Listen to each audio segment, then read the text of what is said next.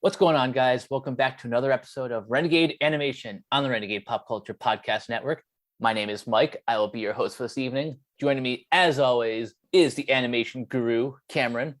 Howdy, howdy. And once again, we've got Haley. Hello. And today's episode is very nostalgic in ways that we'll explain. We have reviews for Eden Zero, the latest anime from the mind of Hiro Mashima. We've got the 2021 iteration of Shaman King. And of course, we have to talk about Star Wars Visions. But first, we have quite a few trailers to get through. So Cameron, what's on the menu? So basically around this whole week, Netflix did their big fan event, Tudum, weird title aside. And they basically showed off a bunch of new clips and trailers for shows. And then around that same time, Marvel and Hulu showed off the trailer for the upcoming animated series coming in November, Marvel's Hit Monkey, one of the original adult animated Marvel shows that survived getting canned, along with Patton Oswalt's MODOK. So what did y'all think about the trailer? I thought it looks pretty promising. This is one of those characters that I'm not super familiar with, but I like the concept.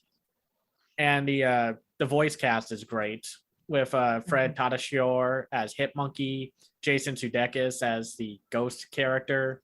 Then we got George Takei, Olivia Munn, Ali Maki, and Nobi Nakanishi. It looks like a different variation of Archer, which is no coincidence since it's the same animation studio. Of course. But what do y'all think? I like the character designs, but for some reason, maybe it was just the way the trailer was edited, but I thought the motions of the characters felt a bit janky. Thank you. I was going to ask if that was just the way mine played back, because that was very weird. It was very oddly moving. But other than that, I do love the concept, and I'm very happy with this cast. I like how it's a mostly Asian cast, and then Sudeikis is there because he's Jason Sudeikis, and he's awesome. Yeah.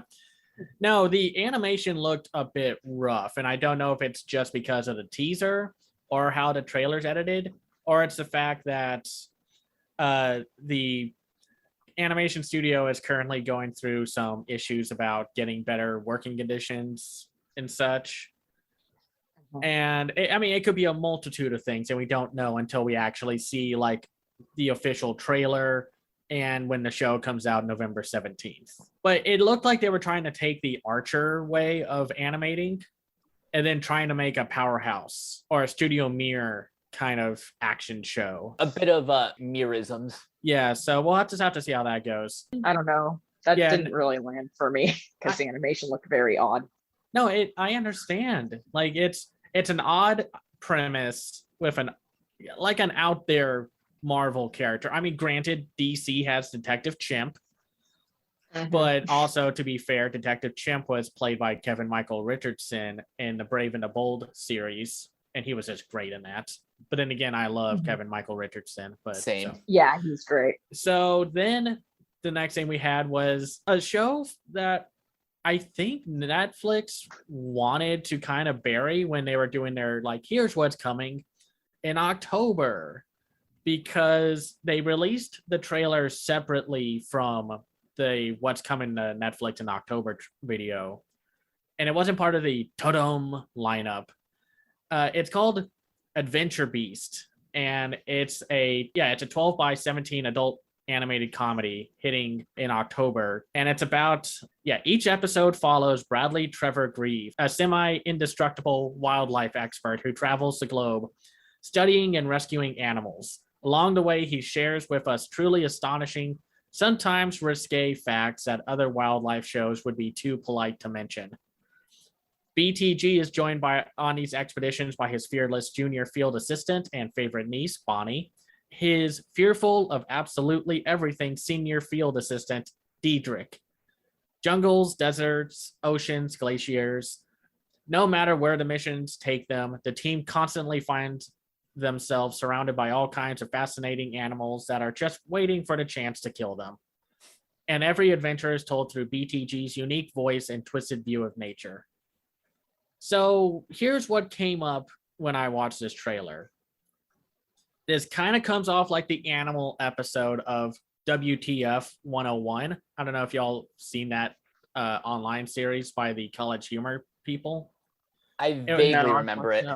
It was basically this show of like all those like nature or science documentaries, like our kid shows, and then talking about the most effed up parts of like history, science, nature, and such. It seems like this is kind of like the episode, like where they talk about like the messed up side of animals and such, and stretched it out to a whole series, because it sounds like it's more of an edutainment show with an adult edge.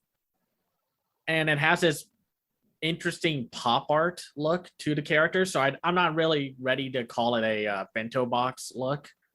It just happens to have that visual distinction, but more flat designs and such. Well, fortunately, this one actually isn't by Bento Box. I believe this is from Mission Control Media and Kapow Pictures. All right. Yeah, so Bento Box doesn't have like a complete monopoly over adult animation. Thank God. Yeah, so I mean, it looks interesting. I'm kind of down to see a slightly more unhinged nature documentary series. I really wish they'd cut this trailer differently. I think making it seem very dramatic did not work to sell the material, but what they showed seemed charming and fun. I just think whoever was making this trailer, like the music and the way they cut it and everything, this is just not the way you should sell a show like this, if I'm reading the show properly. If I end up watching the show and it is a very weirdly dramatic show, then I'm like, I don't know who this is for. But this felt like it needed a lighter touch. I'm not surprised to hear Netflix is kind of trying to bury it, because I don't think it seems like, you know, when networks used to get shows and it was clear they had no idea how to sell them because they weren't exactly easy to fit in a box. This is what this trailer feels like to me. Like they were all, yeah, funny edutainment show about nature, woo! And then they got it back and there's something about it that there's like, oh, I don't know how we're going to sell this to people. So the easier way to have sold this series, if they had a frame of reference that more people recognized, like if this was more like a parody of the Crocodile Hunter on Animal Planet, like more people will recognize that like this is supposed to be a parody of that. So or like a deranged Jack Hanna or something. Yeah, exactly. No, it'll be interesting to see. I kind of dig that it has a different vibe from other like adult animated shows. So I'll give it that. And then with all the Tadum stuff, that's literally what the event is called. It's Tadum. That is such a weird.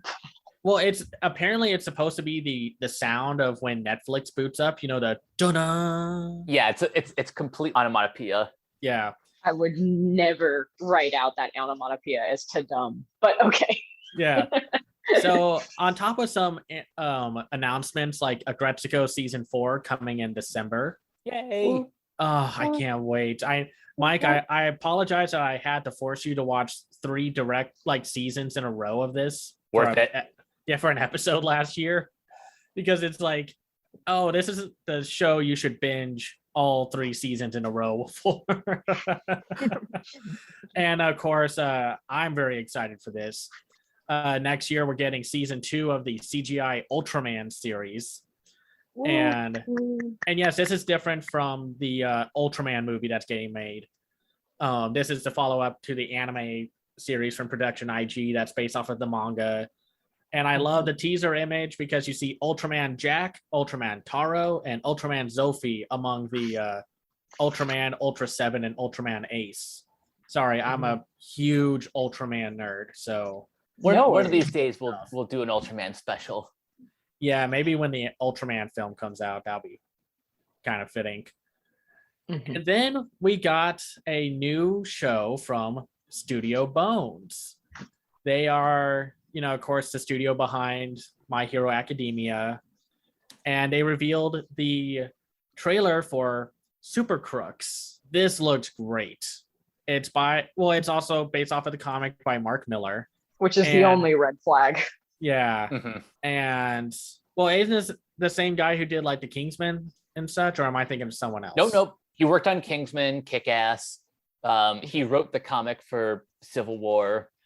His resume is very impressive, but he himself is kind of problematic. Yeah. Yeah, I think the best way to describe it is he's a very good idea man. A lot of those titles that you just mentioned do not take most of the content of what Miller put in those comics, but just take the general premise and run with them. They did that with Wanted, did that with Kick-Ass. Not as familiar with Kingsman, so I don't know how much of that got changed, but that's kind of the general gist of the Miller experience. Yeah, no, I understand. I'm not the biggest fan of Kingsman. I do not like the first two movies. Even though the action's great, there are some elements where I'm just like, oh, okay, no, this is indulgent in the worst way possible. I'm kind of the opposite in that I love those two movies, but I completely understand why people don't, especially the second one. Yeah. But I really dig the idea of Super Crooks, just that it's superheroes and heists. That sounds great. And it's also maybe just refreshing that we have a bunch of lead characters that are adults. They're not 12, they're not 14, they're not 16-year-olds that look like none of them is named Siesta. Yeah, no. It's just how rare is that, or just how sad is that anime these days, we just can't get anyone above the age of 20 unless something happens. Or it's like a serious story. Like I know The Beginning is that kind of situation where it's like, oh my gosh, a 30-year-old or so. Or like Kakuchi Goto, where you sit there going, oh no, this seems like it could be a bad premise just on what you know from anime, because there's a 35-year-old man in the center. Yeah. No, but I think this looks very cool. I dig the visual look and the action. But I mean, that's what do y'all think? It looks very stylish. I don't know if any like anime heist series is going to be better than either like the classic Lupin shorts and specials or Great Pretender, which I still think is one of the best new anime I've seen in the 2020s. I've got high hopes for this one. Yeah, like with the asterisk of Mark Miller next to it, because I fully appreciate that Mark Miller comes up with amazing ideas. And I don't even want to say like but he's problematic. It's more often that his execution is so far below the promise of the ideas he comes up with.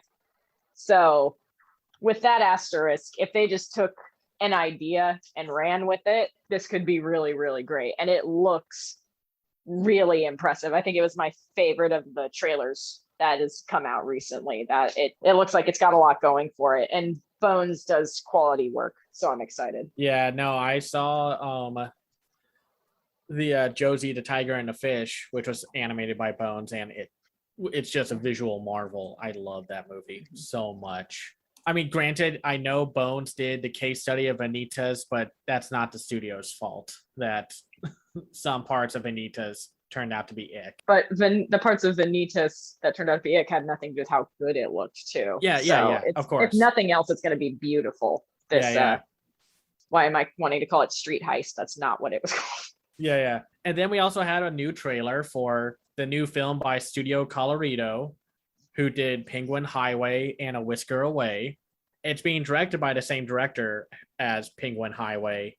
It's called Drifting Home, and it just looks great. The visuals look just incredible to me. Just the idea of these kids getting taken away and on a floating apartment complex in the ocean. There's just something there that could lead to like a fun summertime-ish experience.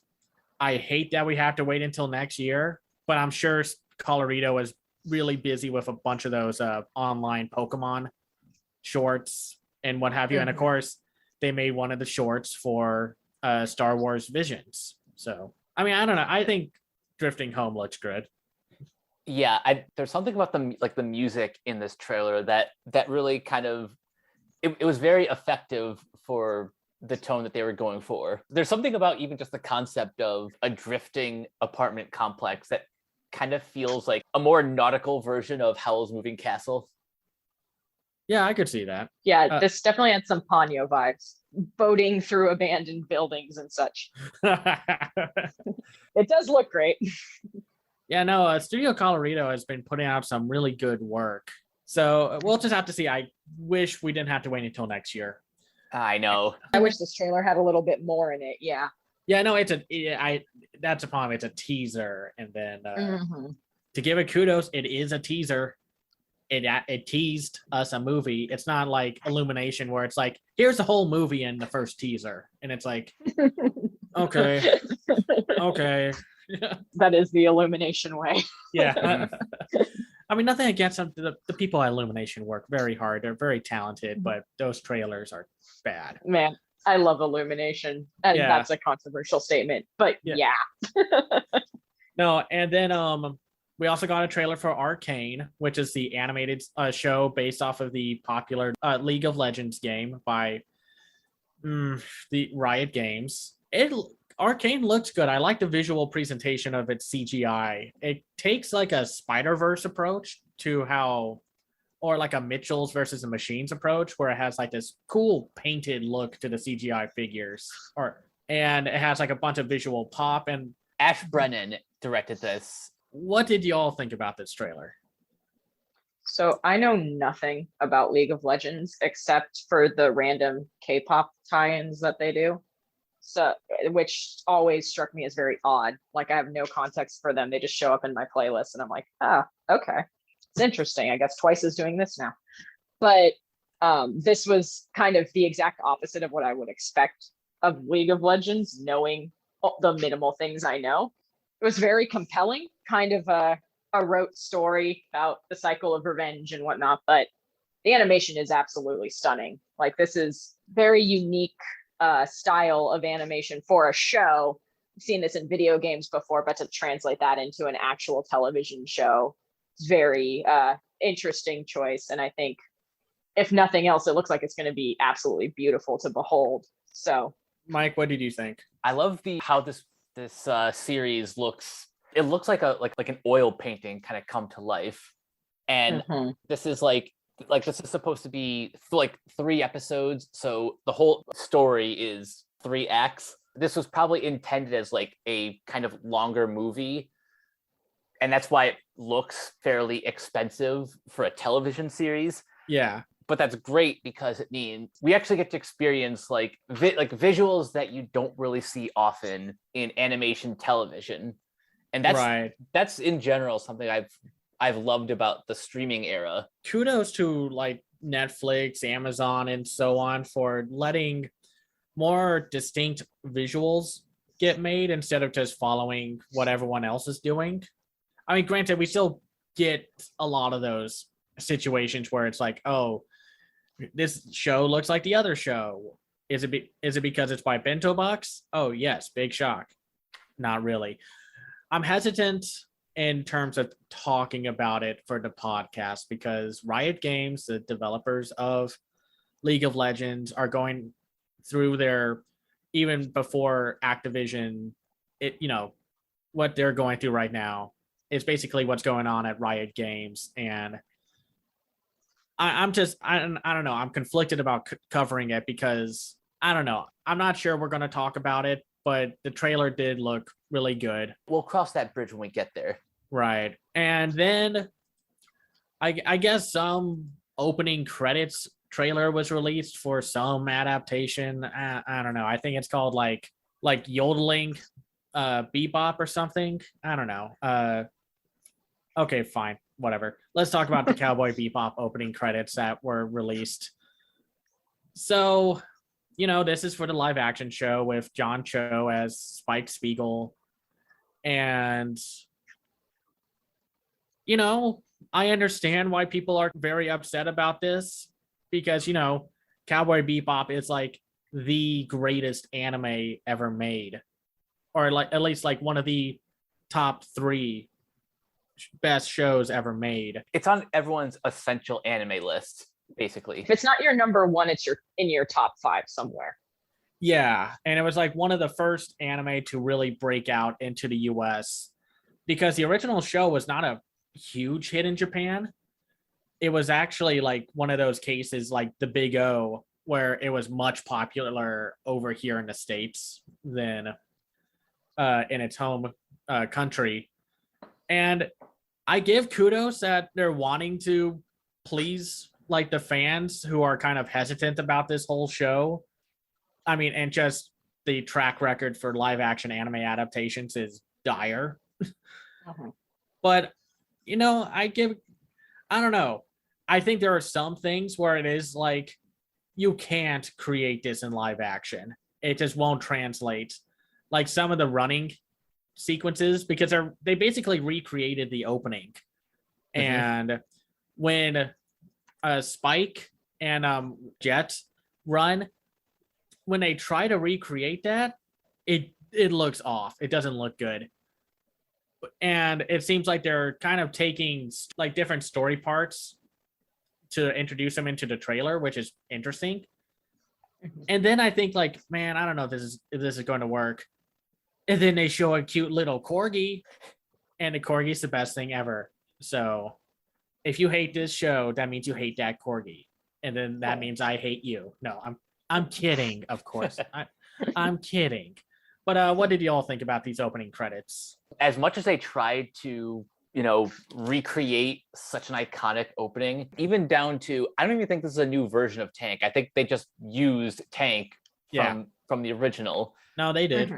Yeah, for sure. Releasing the opening sequence to the show for an event like Tadum is probably the best marketing that they could do to sell people who are still on the fence. In fact, I'd say that out of any of Netflix's live action anime adaptations, the people behind Cowboy Bebop are doing the best job at, if nothing else, trying to sell this people to non-believers.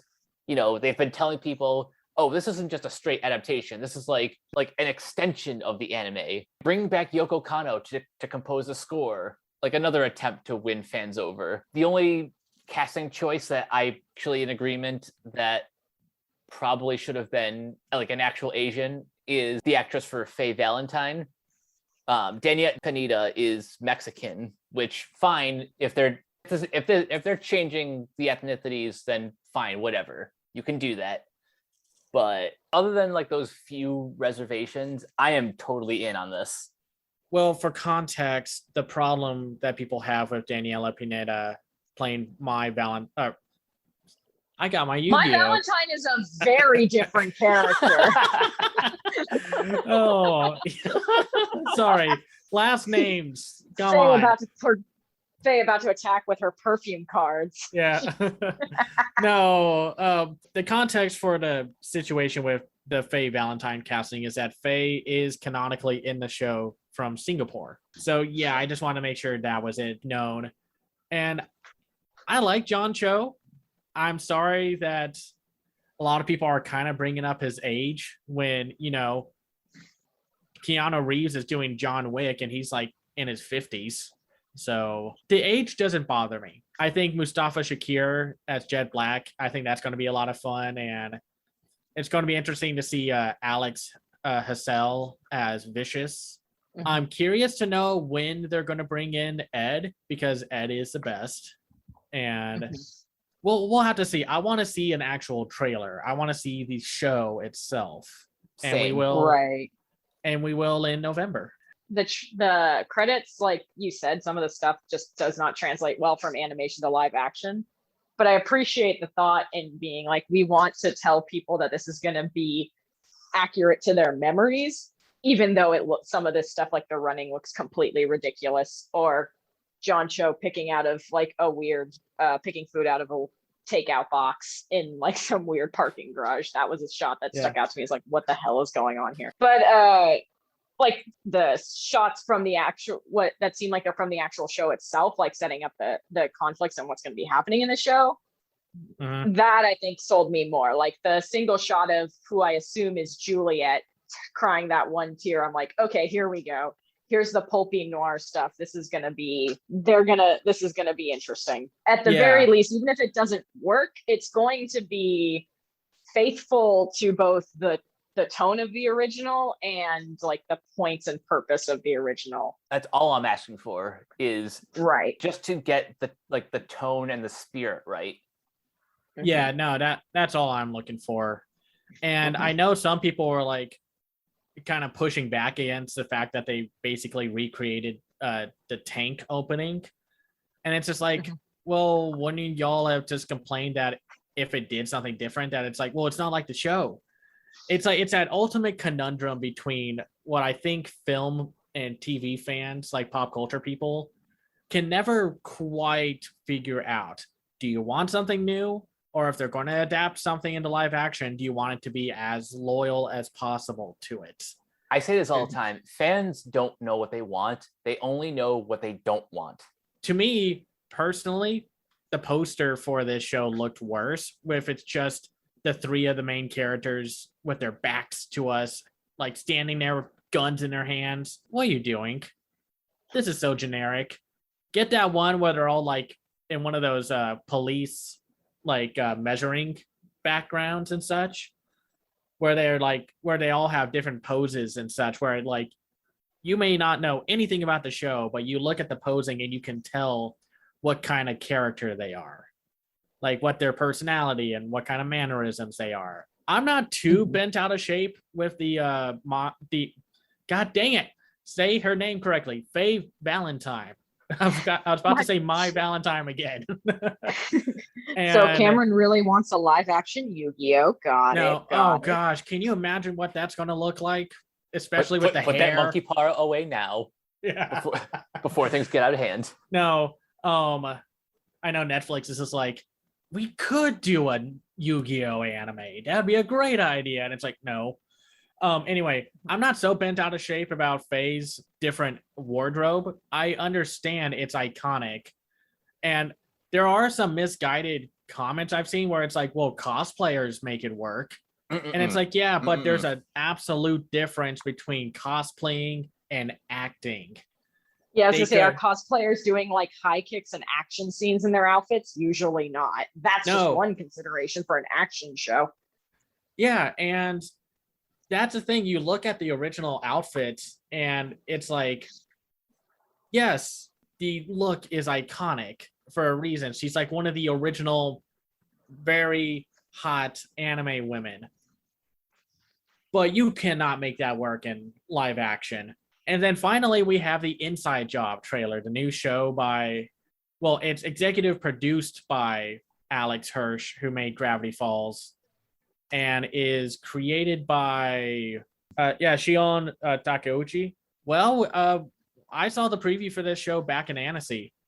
This was during the big Netflix panel that they had, which is about like a group of government officials that work to conceal and deal with conspiracy theories, not the ones that get people hurt, the very harmless ones, or else, the ones where, one of the main cast members is a dolphin man. Just in case anybody was curious what the heck that thing was. And we also have a cast. It includes Lizzie Kaplan as Reagan Ridley. Rand Ridley, her dad, is voiced by Christian Slater. Then we got Brett Hand, the incompetent male co-lead of this task force that they're in, voiced by Clark Duke, who y'all would know from like the Hot Tub Time Machine films. He was in that one episode of Room 104. He's the son in the Crude films. Like you would recognize him. And then we also have J.R. Schkeempo. I don't know how you say that name. Voiced by Andrew Daly. And then we have Dr. Andre, voiced by Bobby Lee.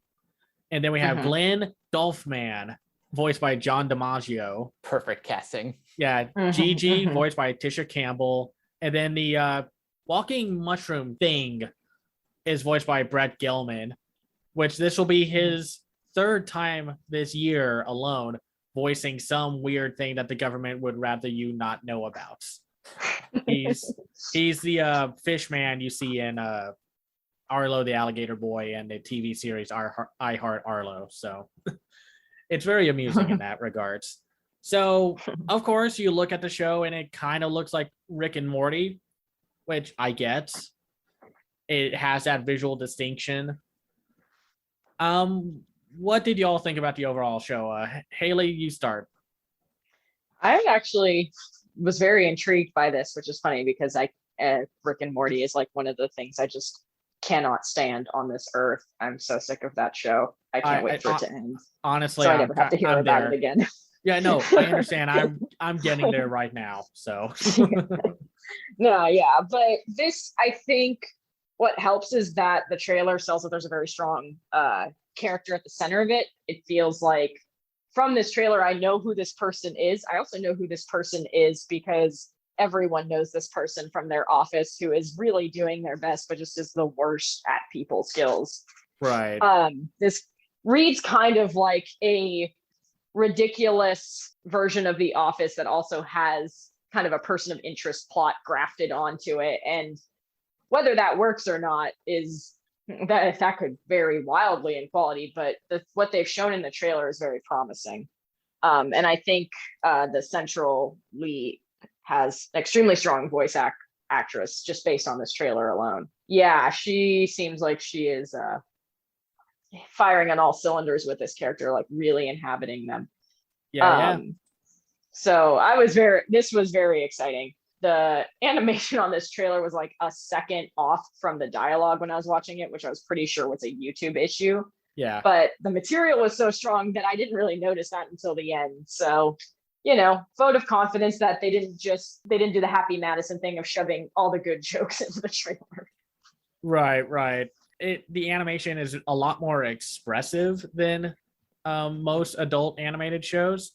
I love the little sequence where she's talking with the bad guy who's behind a glass cell with the eye patch, and I love his line. It's like, denial is not just a river I stole with a laser. it was very funny. Amazing. Yeah. That's a very clever line. And of course, I know a lot of people are kind of worried because it's like, oh no, are they going to prove that a bunch of conspiracy theorists are correct? No. I was going to say, and everything in this trailer was very oriented towards creepypasta type conspiracy theories. Very much like Twin Peaks style stuff. Yeah. Which I think that was the smart approach. And I did get a kick out of the like, wake up, sheeple. And it's like these weird mutant sheep human things. That might have been one of my favorite visual gags. Yeah. No, Mike, what did you think? I also, we talked about the Annecy preview way back a couple months ago, and I've always had faith in this show because I am such a big Alex Hirsch fan, and I know he signed on to this because the show, like the creator, has worked on Gravity Falls and regular show, so they have plenty of experience in terms of telling a compelling yet hilarious story for 20 episodes. And the fact that they're using all of the more mainstream conspiracy theories, like the pyramid with the eye on the back of the dollar bill, like the weirder stuff, like they're probably going to address the moon landing. What are some of the other more popular conspiracy theories? People or Sneeple. Yeah, or like Frogman, or and then the Mothman. The Mothman is in the trailer prominently. Yeah. I think that Mothman is voiced by Ron Funches. Oh God, I hope so too. That was what I was pretty sure it was him. Yeah, no, I couldn't find information if that was him, but it's like when you hear him talk, it's like, hey there, I'm Mothman. I'm a Mothman. It came off like, oh, this is like his King Shark kind of character for the show. But we'll have to see. I love Ron Funches, so I'm super down. If the Annecy preview didn't already sell me, this took me over the edge. I think you're not supposed to take this very seriously. No, not at all. That's all the trailers. So let's move on to I'm not going to say it's one of the worst shows of the year in terms of anime, but let's talk about Eden Zero, the new show by the creator of Fairy Tail and Rave Masters. So right off of the show was basically greenlit right after Fairy Tail ended. And of course, it was supposed to be part of the spring 2021 lineup. But then Netflix is like, no, we're going to buy that. And then we're going to keep it in Netflix jail. Ooh. Sorry, I can't take that term seriously. And the people who use it as a negative. Mike, what did you think about this show? Do overall summaries first. Okay, overall, I think the first couple episodes are a little bit rough because they got to go through the motions of establishing the universe, establishing these characters, and establishing the overall goal for our main protagonist, whose name is Shiki Granbell, voiced in the English dub by Sean Chiplock. In our group chat, after watching like the first two episodes, I jokingly said, I swear to God, if I hear the word friend one more goddamn time. Fortunately, that aspect does it mellows out after a couple episodes. And once the story actually gets going, it's easier to get invested. But this show has like the same problem that a lot of Hiro Mashima's other series have. Mashima is, for better for worse, a massive Akira Toriyama fan. So like Toriyama and so many other different creators, he has a distinct style, but as great as he is at creating characters and all these unique designs, he's not really the best writer. And that's why first half of this bunch of episodes is very rough, messy, and borderline misogynistic at times. I think the more got into the story, the easier it was to get invested. Overall, it's a very sloppily executed show. Yeah, Haley, you lucked out on not having to watch this show. Yeah, I gotta say, just from my half remembrances of Fairy Tail back in the day, I knew this wasn't going to be for me. So no, I understand. I want to give everything a chance because I didn't really gel with Fairy Tail just after a little bit, because then it's just okay, this is kind of a little bit of everything. I've seen One Piece do this better. So, and I was kind of excited for Eden Zero. I liked the idea, Shiki being this one human who grows up among robots, has utter social anxiety of just when he finally meets another human with Rebecca Bluegarden, these names, who's voiced by Kira Buckland. Hold on, I need to comment on this, that the last names of our two main protagonists are the planets that they come from. Granbell is the planet with all the robots, and Blue Garden is basically home base for all of the adventurers. It was kind of cute at first, when Rebecca shows up and Shiki's just oh my God, another human. And then he kind of collapses under pressure of just will you be my friend? Because he's so alone in this world, because everyone else is just a robot.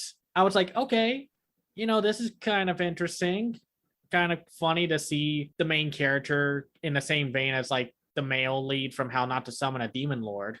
But then all the pervasive fan servicey quote unquote jokes happen. And this is what I'm talking about. It's all shoved into those first couple episodes. Well, it doesn't even leave after those first couple of episodes. The perversive fan service keeps popping up, but it's really distilled here, because it's yes, he doesn't know how to act in front of other humans.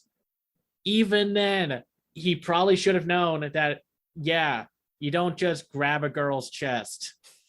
Just, no. I understand why they did that scene. It's for the male viewers. I understand that anime is going to anime. And I know we rail against fan service all the time on these podcasts. I'm tired of lazy fan service. Don't just do it to titillate. Do it to, I don't know, something with substance. This is just every bargain bin fan service gags that you've seen. The sexy outfits, the boob grab jokes, which aren't funny, the creepiness, a lot of male characters never leaves, which is disappointing because it's hard to find a good lead character in this show. Rebecca is not, from what I remember, introduced boob first, so that's like pseudo a plus. I'm so glad that my lasting legacy on this podcast will be introducing the concept of introducing a woman boob first. Just wanted to interject that. Then the show just becomes kind of typical shonen battle action stuff. Yep. And then it introduces this kind of like emotional core to the overall story, which I kind of liked, that the robots were going to sacrifice the human, but it was all in reality an act, just so it would get Shiki off the planet so he can make friends, because that's what, like, his whole fixation on making friends was from his adopted grandfather, who was this demon lord robot on this robot planet that was a big amusement park. And it's kind of touching after the first episode to see him leave and all the robots being like, I hope he finds as many friends as he can, because they actually loved him. So it's really touching. And then you find out that Rebecca's basically a YouTube influencer. They call them B-Cubers. It's basically futuristic YouTube. I'm not entirely sure what the angle with this is. It feels kind of pandering to, like, well, there are YouTubers around. And they also do something that I really hate from this guy's work, is that he rehashes a ton of his design work. Rebecca basically looks like every other female lead from like Rave Master and Fairy Tale, but with a different blonde wig. Aren't there even, like, Shiki calls them dogs, but in that one restaurant, like those little white creatures with like the cone noses? Yeah, those are from Rave Master, and they show up also in Fairy Tale, which makes me think that this whole universe, if it's connected, is wildly unpleasant and chaotic as heck, with just magic powers run amok, and sci-fi stuff. And then Happy, the blue cat, is from Fairy Tale, because that cat, or at least the design, was the little talking sidekick to the main character, the guy with the pink hair from Fairy Tale. Oh, and in English, both versions are voiced by Tia Ballard. Yeah. And there is also a cute little Easter egg for Fairy Tale in the second episode, which I was like, oh, okay, that's fine. And then it becomes like this Outlaw Star style space adventure where they want to go find this extremely well-endowed goddess of the universe named Mother, who apparently is like the mother of the universe and such. And apparently Shiki has some kind of connection with Mother. I don't know what it is, but I'm sure it's predictable as all get out. Along the way, they go to one planet to meet this scientist that Rebecca says will help them, named Wise Steiner, who's voiced by Ray Chase, or at least the young version is voiced by Ray Chase, because apparently that planet went through a time thing and it got 20 years taken out of it. So, yeah. Because, yeah, the original version of Professor Wise Steiner is voiced by Brooke Chandler's, when the younger version is voiced by Ray Chase. And we'll get into the voice cast. The voice cast is actually pretty good. It's got a lot of good identifiable actors. Oh, yeah. I like this voice cast quite a bit. Yeah. But then he's just kind of like the reluctant, like, mechanic scientist guy who is like, man, I don't really want to work with y'all, but I guess I'll do it. You won me over, even though it's just like, you were just going to join us anyway, weren't you? Maybe. But he's basically the other male protagonist in Fairy Tale. Anyway, and then they get like this cute little robot character who is, or should have been, the actual mascot that we first meet, E.M. Pino, voiced by Sarah Williams. And her connection with Wise is actually very touching and such. The problem here is there are some really good story beats and world building. Like, I think there is something kind of interesting about how a bunch of adventurers have like YouTube channels and what have you. That's kind of interesting, but it's never played up more than just like, oh, Rebecca has a rival character who has more followers than her, and she's like got that like oh kind of laugh, and it's just not a very interesting like shonen anime. I think the best character of the show so far is Homura Kogetsu, who's voiced by Laura Stahl, who she's basically like a female version of Zoro from One Piece. Really daft. And she has this reoccurring gag where she's talking, and then everyone's just like, you said that out loud. And she's just like, I accidentally spoke out loud. And then she constantly keeps doing that. And she's like the most entertaining character of the story, because Shiki is just basically your generic male lead, and Rebecca is your generic female lead. It's very boilerplate shonen. That's why I understand why people just cannot get behind this show. I think I tolerated as much as I did because here, like, Mashima's art is very distinct, and also the English voice cast is great too. I could enjoy this on like a very surface level shonen anime. I mentioned the year 2007, 2008 a lot when comparing a lot of these shows that we're watching now. That was like the year that I was one of those like unconditional anime fans where I was just kind of watching whatever just for the sake of watching anime. Now that I have a more critical eye, I'm noticing a lot more problems, especially with like specific creators. And yeah, the show is riddled with a lot of them. And it just doesn't know how to balance out the more serious story moments with the fan service elements. It's really frustrating because then it'll have like an interesting story beat, like Shiki is very respectful towards machines while everyone else is not, and I think that it brings a lot of heart to the main character. But then it's like, oh, sexy outfits, well, the women, all the influencers are getting kidnapped to be turned into, and I'm not kidding here, furniture for this piggish, sexist demon frog alien thing. And it's really creepy. It's really uncomfortable to sit through that part. And that's the point. He's supposed to be like a dirt bag, like the biggest scum bucket that you can ever find in the galaxy. That's fine. But this show is very macho and very sexist and not very good towards its female characters. And again, that's a shame because they're voiced by very talented individuals. Because like we have Sean Chiplock, who fans of Godzilla Singular Point would know him as Bjork BB Burns, the guy with the scar across his forehead. Oh, that's cool. He's Draken from Tokyo Revengers, the guy with the ponytail and a tattoo on the side of his head. You know, the henchman to one of the main gang leaders. Oh, yeah. And he's also Subaru from the ReZero franchise. Then we also have Kira Buckland, who's in like Tales of Arise. And she's also been in like High Rise Invasion, Burn the Witch. She's the main voice for Princess Aurora Cialis Goodrest from Sleepy Princess in the Demon Castle. She's the main character. By the way, Haley, watch Sleepy Princess in the Demon Castle. It's probably my favorite anime from 2020.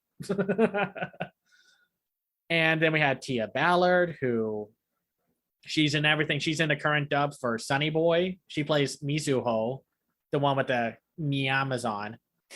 She's in the quintessential quintuplets.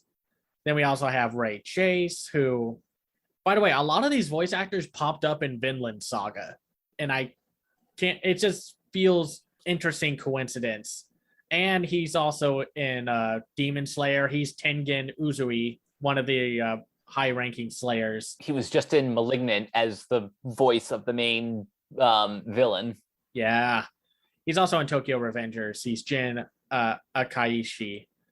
Then we have Sarah Williams, who plays March, the adorable little girl from To Your Eternity. Oh, that show. I need to rewatch that show or continue watching it. You got Laura Stahl, who is in like The Great Pretender.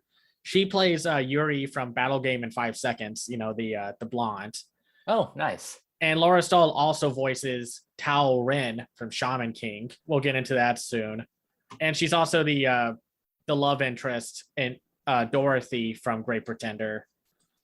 But yeah, we also have like Lauren Post, Allegra Clark, Brock Powell, John Eric Bentley, who plays the robot Demon King. He's just great. He's also Tiger's Eye in Sailor Moon Eternal. So when you get to there, and then we have like Colleen Clickenbeard, who she voices this pirate captain in Eden Zero, Elsie Crimson, who is basically the redhead female lead from Fairy Tail, and she's also Momo from My Hero Academia. And then we have like Lizzie Freeman, and it's just a bog standard shonen anime with a slight sci-fi bent to it. I wish I was enjoying it more, but I just really don't gel with it. My final thoughts on Eden Zero is it's a guilty pleasure for me as someone who got introduced to Mashima's work at a later age. I don't have the same reverence for him as I do Toriyama or the creator of Yu Yu Hakusho or even Shaman King, which we'll get into in a minute. If you're a fan of Rave Master or Fairy Tail, then this will be right up your alley. Just for me, there are better shonen anime out this season, or even from the last season. I would just rather watch Jujutsu Kaisen. But that's just me.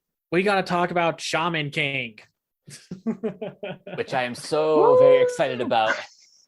All right, so Haley, let's start with you. What's your history with Shaman King? So, God, my history with Shaman King is maybe tracked with like the history of anime in the US, honestly, because I was one of those very early adopters for anime over here. Like, we're talking, I was maybe 7 or 8 years old, and there is 3 manga available at Barnes and Noble, and 2 of them are Sailor Moon and its spin-offs. So my history with Shaman King was me and my parents standing in awe in a magazine section at something, looking at something called Shonen Jump, which we were like, is this a magazine with manga in it? I know where you're going with this. Yeah, I want to say I was in junior high. Like I was either in 6th grade or 7th grade when this came out. And we were just like, what in the actual hell is this? This is amazing. Like, this is the peak of anime and manga here, which looking back at that, lol. But you got to understand that was a pretty momentous event for a family in the suburbs that was used to never finding any of this stuff anywhere. And Shaman King was one of the manga, the US Shonen Jump, that it started with. It was like Naruto, Yu-Gi-Oh!, Shaman King, God, I'm trying to, Dragon Ball, I think Sandland by Akira Toriyama too. And there was like another title or two that I'm just not remembering right now. But Shaman King was one of the debut titles. And from that moment on, I was hooked on that series. Like, it's always, to me, it's got a lot of the, shonen plot points. It's a battle shonen, a lot of the stock character archetypes, but it does them just like wonky enough and like really interestingly enough to create this very unique sort of world.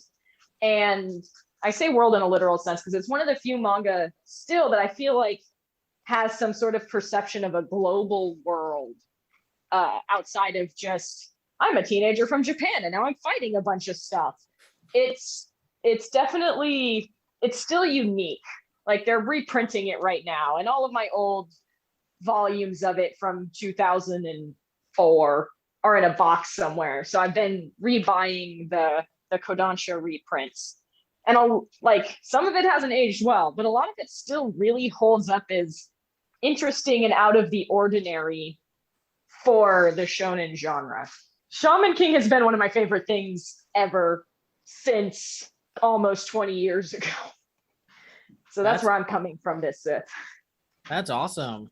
No, we can forgive a lot of the shonen elements for Shaman King since it was pretty much one of the first to do it. So you kind of have to keep that in mind when talking about this kind of stuff. Of course. And certainly one of the first to do the metaphysical elements and the spiritual elements that you see later in like Jujutsu Kaisen and parts of MHA and such. Right. Did you watch the show from 4Kids? Of course I did. Of course. Shaman King. Ba, ba. I used to wake up. I used to wake up very early and then sit there waiting for it to come on at 11:30 a.m. because I think they realized it was a little too inappropriate for real children on Saturday morning. Well, hey, that's 4Kids for you. They're like, let's bring over One Piece. How bad could it possibly be? And then they watch it and it's like, oh dear Lord, what have we done? I really like, I think we've moved past the just endless shitting on 4Kids, but I truly did, like, looking back, I don't envy them the position they were in. One of the only ways to get anime pushed out here. So they got stuck with some of the biggest titles, but they got in actual FCC trouble for parts of Shaman King. And then after that, they had to put together a One Piece that wouldn't get them fined again. Like they weren't winning that one. Like, it's unfortunate, but they just weren't.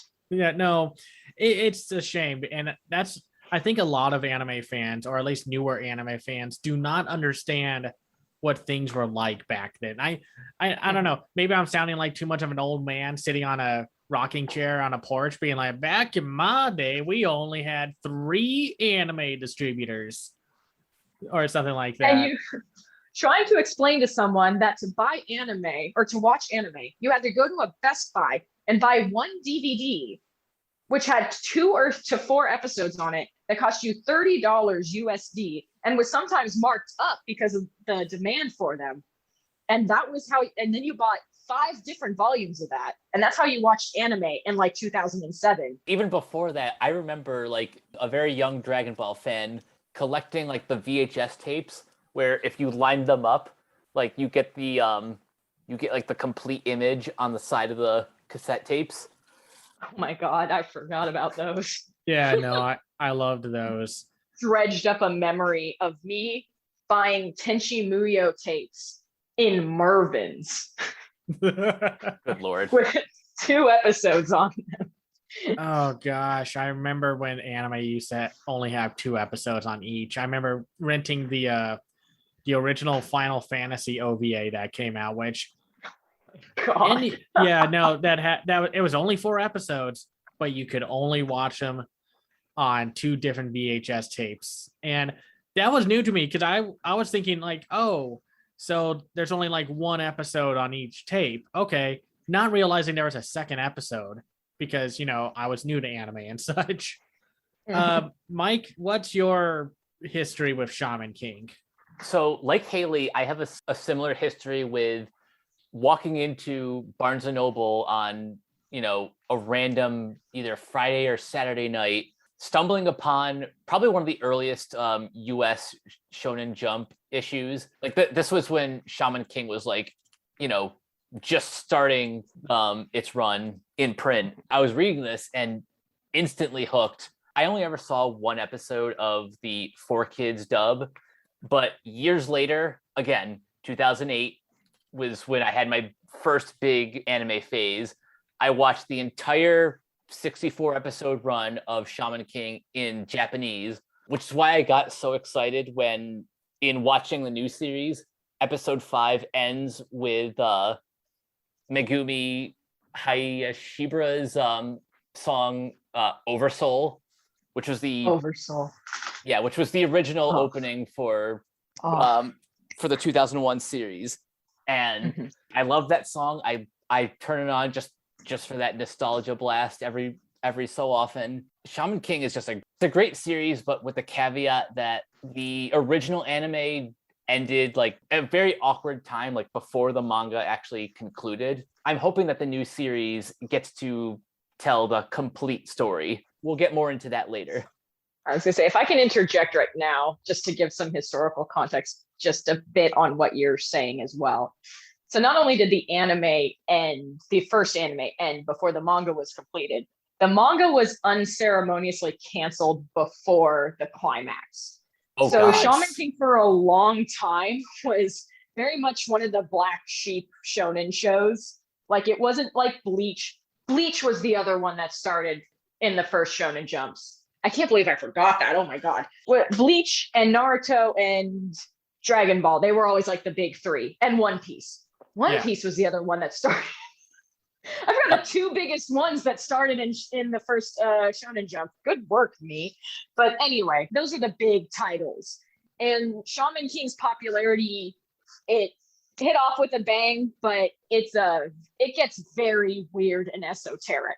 So I'm not super surprised that it ended up canceled in Japan. And Hiroyuki Takei, the author, was not super pleased about that and ended up in a very massive legal fight around the rights to Shaman King, and finally ended up with them and left the publisher of Shonen Jump, which is Shueisha, and went to Kodansha.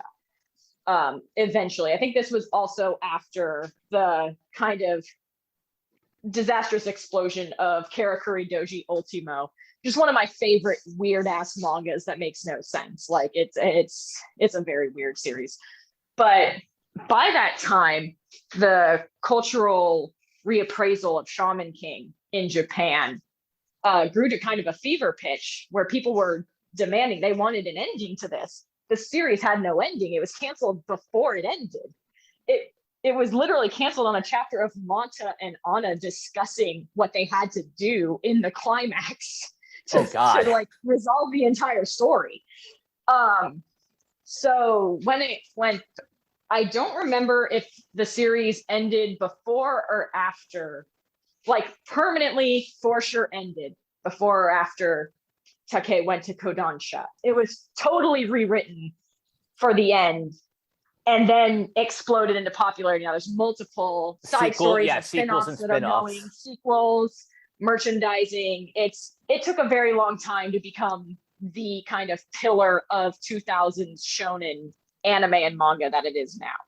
Wow. And I'm going off of memory. On Wikipedia, the anime, the 2001 series, started in July of 2001, ended September 25th, 2002. And it looks like the manga history is interesting.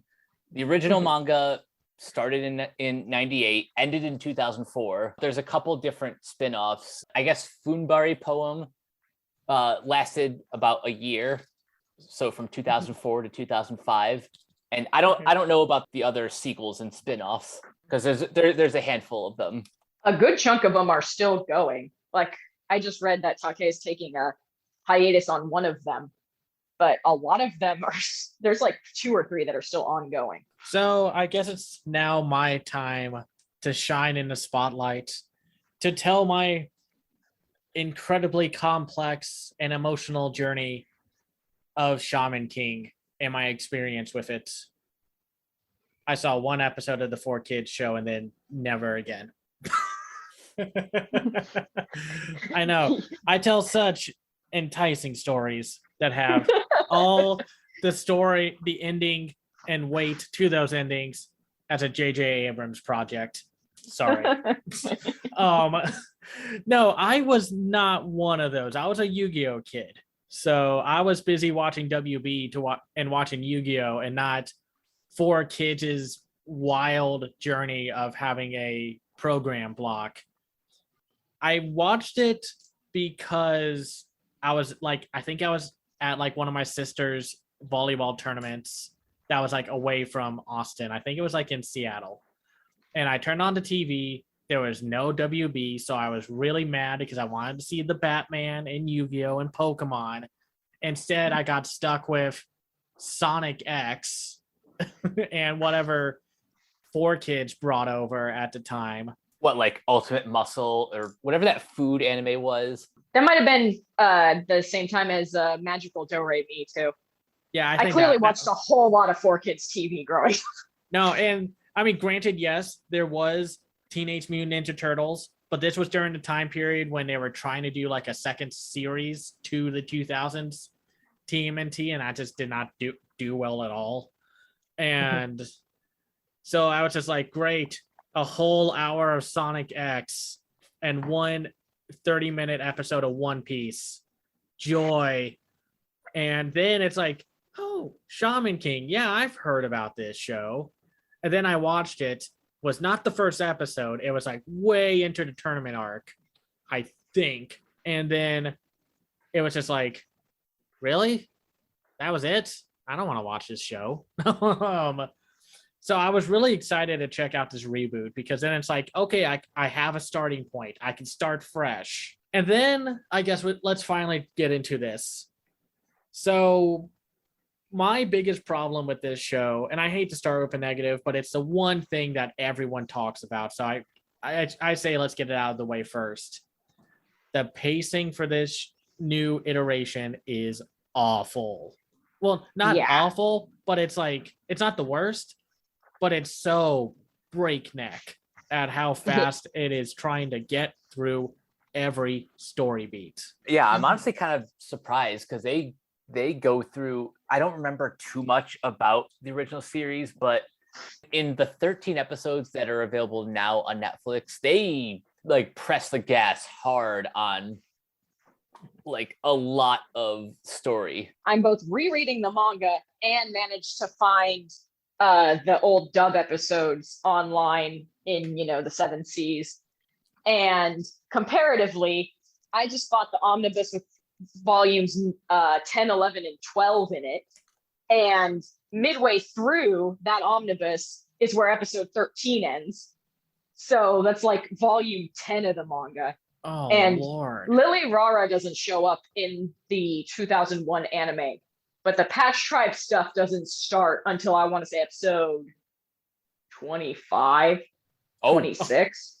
I didn't get that far in moving through the old dub. I think I got like through episode 19, and that's the middle of Ren fighting his family and all that jazz. So it's breakneck. It is breakneck. And it's a shame because it's like from what I can tell, like Shaman King is one of those shonen anime that does actually stand out with its visual style and the fact that every main character looks like a Funko doll. I'm not going to apologize for that. Everyone has a giant head. This is like Code Lyoko. 100%. 100%. They all have giant bobbleheads, and they all look like the main character of their own card battling anime. That they do. And it doesn't even get like, I wasn't even paying attention to that until we see Manta. And good Lord, he's supposed to be a high schooler, but he is the shortest. It looks like a Nejima or like that Pro Z video about like guessing an anime character's age. Like it's that kind of thing. It's just like, how old are you? And it's like, oh, you're like 14, 15 and you're like 2 feet tall. Okay. But he like a middle-aged man. Yeah. Yeah. And then it's just like, I mean, at least the other characters make sense age-wise. It's just like Manta is the one that like really distracted the heck out of me for the longest time for some reason.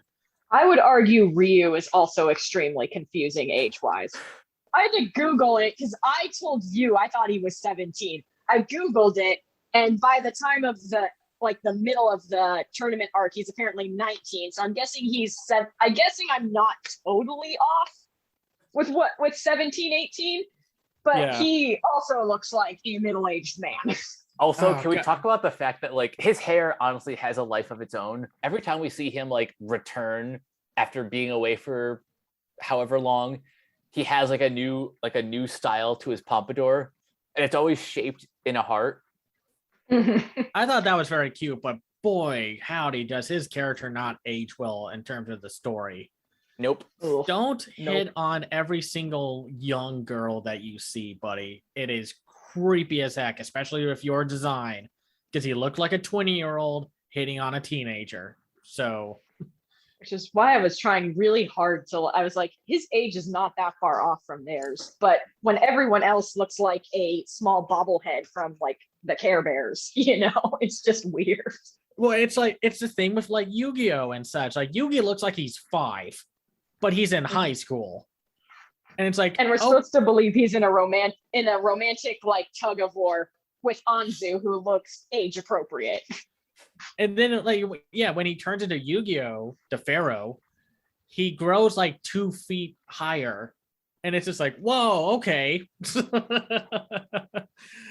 But yeah, and then some of the character dynamics were bugging me, and I think that is because of the breakneck pace that cripples, or no, it just disrupts the character arcs for some of these characters. Like, let's talk about Anna, who's voiced both in the 2003 version and the 2021 version by Tara Jane Sands, which we'll talk about this with the dub, but they bring back a lot of the 4Kids actors. They bring back some, but not all of them. Yeah, no, not all. Very extensively about the dub later. I have so many feelings about this dub. Because, well, it's interesting because not that like, 4Kids isn't around anymore, so that means none of the actors are working anymore. That's not true. They've been working for ages and such. You could probably see some of them pop up in like the most random places for like anime or direct-to-video film stuff. Or you can go see the Book of Mormon touring and see Andrew Rannells playing. Gosh. I'm never getting over that. I'm never getting over that the original Shaman King dub had Andrew Rannells as Talron. I'm never recovering from that. Is that like a what was his name?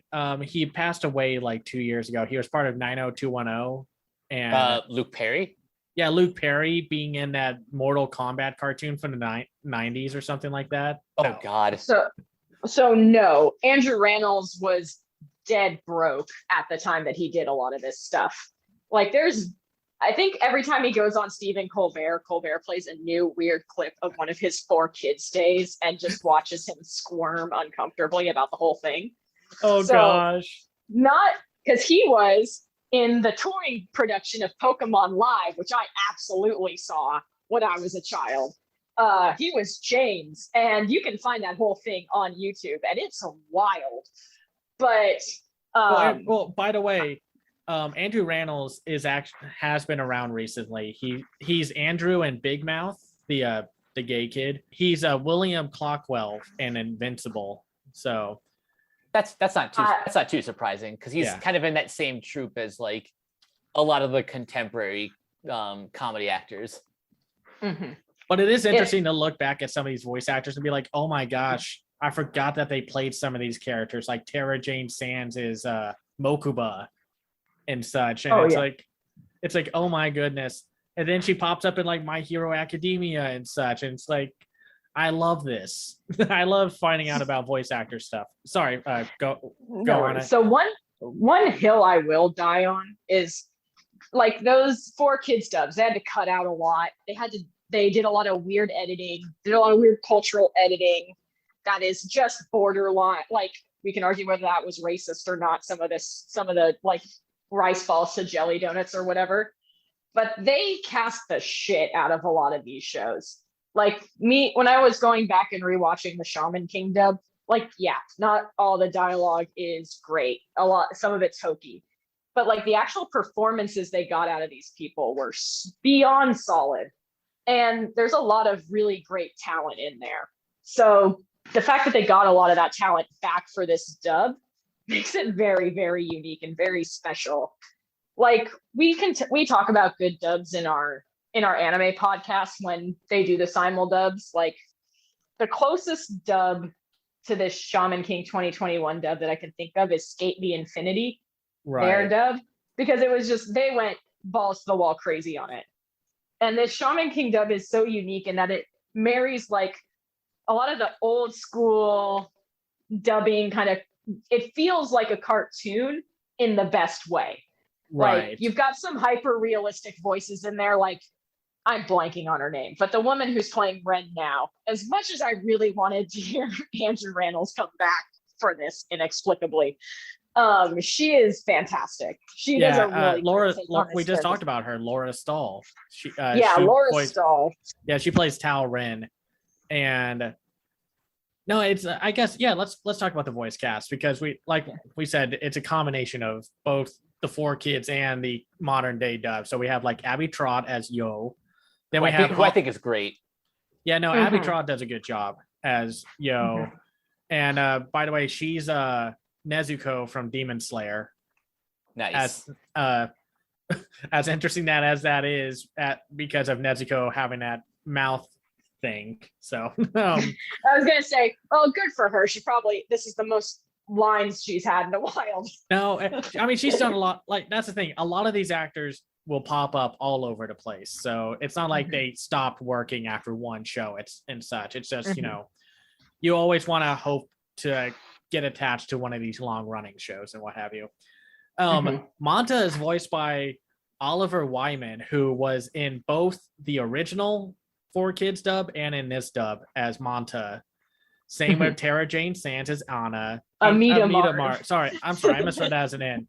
Amita Maru is voiced by Keiji Tang, who, if you watched like Kengan Ashura, he's the main character in that. He's Lubu in Record of Ragnarok, while he was voiced by Sean Schimmel in the previous incarnation from 2003, which is really weird to think about because he's now the current voice actor for Goku. So, and then we have Rio, who's voiced by Albert Wesker himself, DC Douglas in this one, but also Sean pulling double duty as Rio, which I remember when I heard him talk, it was like he had a weird French accent. I don't know what they were doing with that, with some of these characters. 4Kids did that a lot. And then we have like Faust the Eighth, who's voiced by Matt Kaplan here, and then but in the original by Sam Riegel. He's not here, but interesting fact about that though is Sam Riegel only voiced Faust for like 10 episodes in the dub, and then Kaplan took over. So Kaplan did play Faust in the original dub, and no one's ever been able to explain to me why that happened.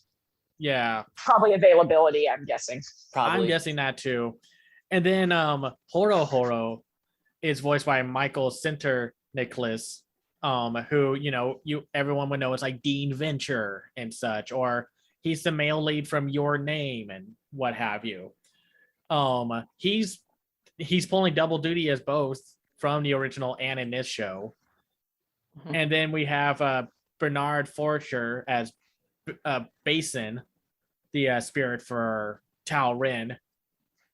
Then we have like Erica Harlatcher, Wayne Grayson, Veronica Taylor, Dan Green. Yeah, Dan Green shows up, which I'm so happy to see him. And then Tao Jun is voiced by Lisa Ortiz, who also voiced like Amy Rose from the Sonic franchise. And I want to say there's a villain of the week in like one of the Ren episodes, one of the creepy zombie body parts, and it's Eric Stewart, and that killed me because that dude's been retired basically since they changed the Pokemon cast. I don't think he's been in a single thing since Pokemon ended. And Eric Stewart, was James, was Brock in Pokemon, was Seto Kaiba. The dude basically voiced every weirdo that you loved growing up in anime. And he was using the James voice for that character, and I just lost my mind. Like this is like nostalgia in the best way. Like I was just so happy to hear so many of these people again. Like Megan Hollingshead shows up in one episode. I think she's Ren's mother. And I was just like, holy shit, I recognize, like, these are voices from my childhood. So it's like, you hear them and you go, oh my God. I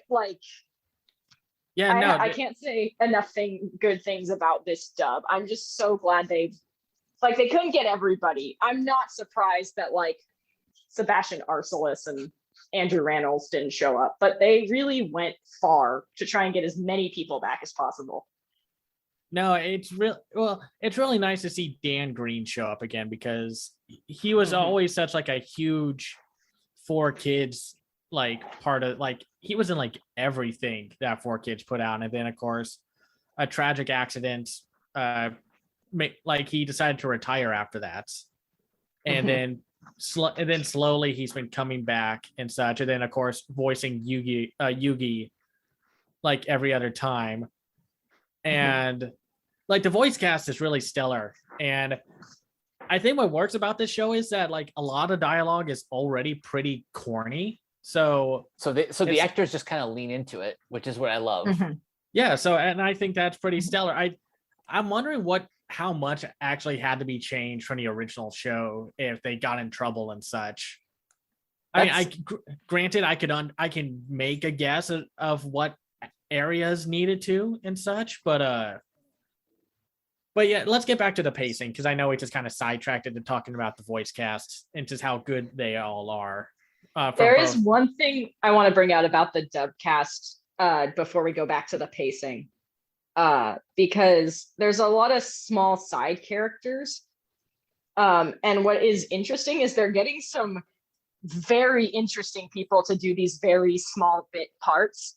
Like I mentioned, Megan Hollingshead, who has been in just about everything, but like Lily Rara is played by Tinsel Corey. I'm like Googling this right now, and she played Emily in the Twilight movies. And as soon as I saw her picture, I was like, holy crap, it's the girl, one of the Quileutes from Twilight. And Billy Anderson, the guy they hitchhiked from, is the guy who voices Rigby in the regular show. So they're just like, they're really kind of swinging for the fences with some random stuff with like really interesting on point casting for the characters that didn't really have voices before, because these are characters that were either adapted out or because they had 7 people doing the 4Kids voices, they were like 9 out of 10 side characters in Shaman King were voiced by Andrew Rannells. Yeah. Like if you go back in the credits. Oh yeah. But I just wanted to bring those 2 in particular up because I thought it was super interesting that they were like getting some what you would consider names, in industry in general to voice these like one-off characters. So this dub it's not I just really like this dub. I'm sorry. No, it's fine. This is a very distinct dub, and it's a lot more interesting to talk about in terms of just like what they exactly did to bring it to life and just who they got. Because they could have easily just done what Sentai Filmworks does when they release Netflix dubs for the most part on Blu-ray. They have to, I'm assuming they do this because it's some kind of legal copyright thing. They have to recast the whole crew, and for some reason, and like, but here it's just like, hey, this is a very important series, so let's make sure that we can bring back as many of the old cast that we can, and bring in some new talent to those who can't return.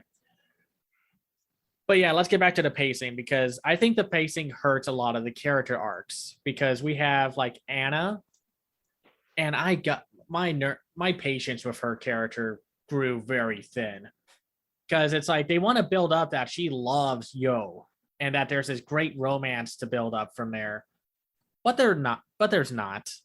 It's not a good romance in my opinion. It seems very one-sided, and Yo is just like, all right, whatever.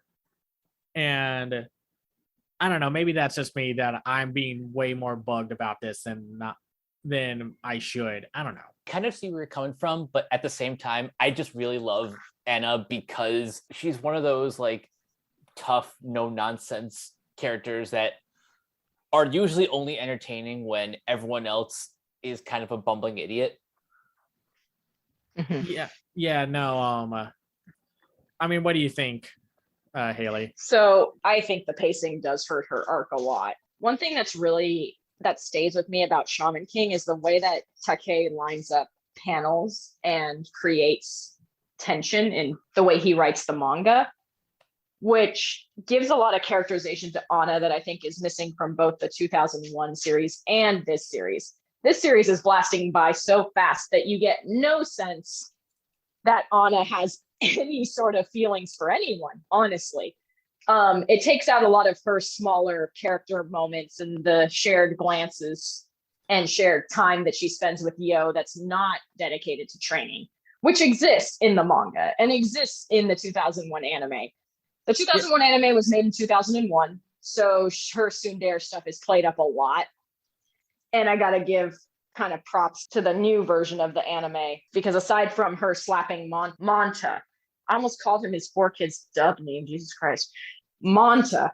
Aside from her slapping Manta in episode 2, 3, I don't remember. She's introduced very quickly in this series, because we get like almost a volume and a half before she shows up in the manga. But she's not really, she's tsundere, but she's not the punching the lead for fun tsundere. She is the, my fiance is kind of a blithering idiot who, if I leave him to his own devices, is not going to be focused on the Shaman tournament. So she's doing what she can to get him on the path to being ready for this world-changing thing that's going to come up.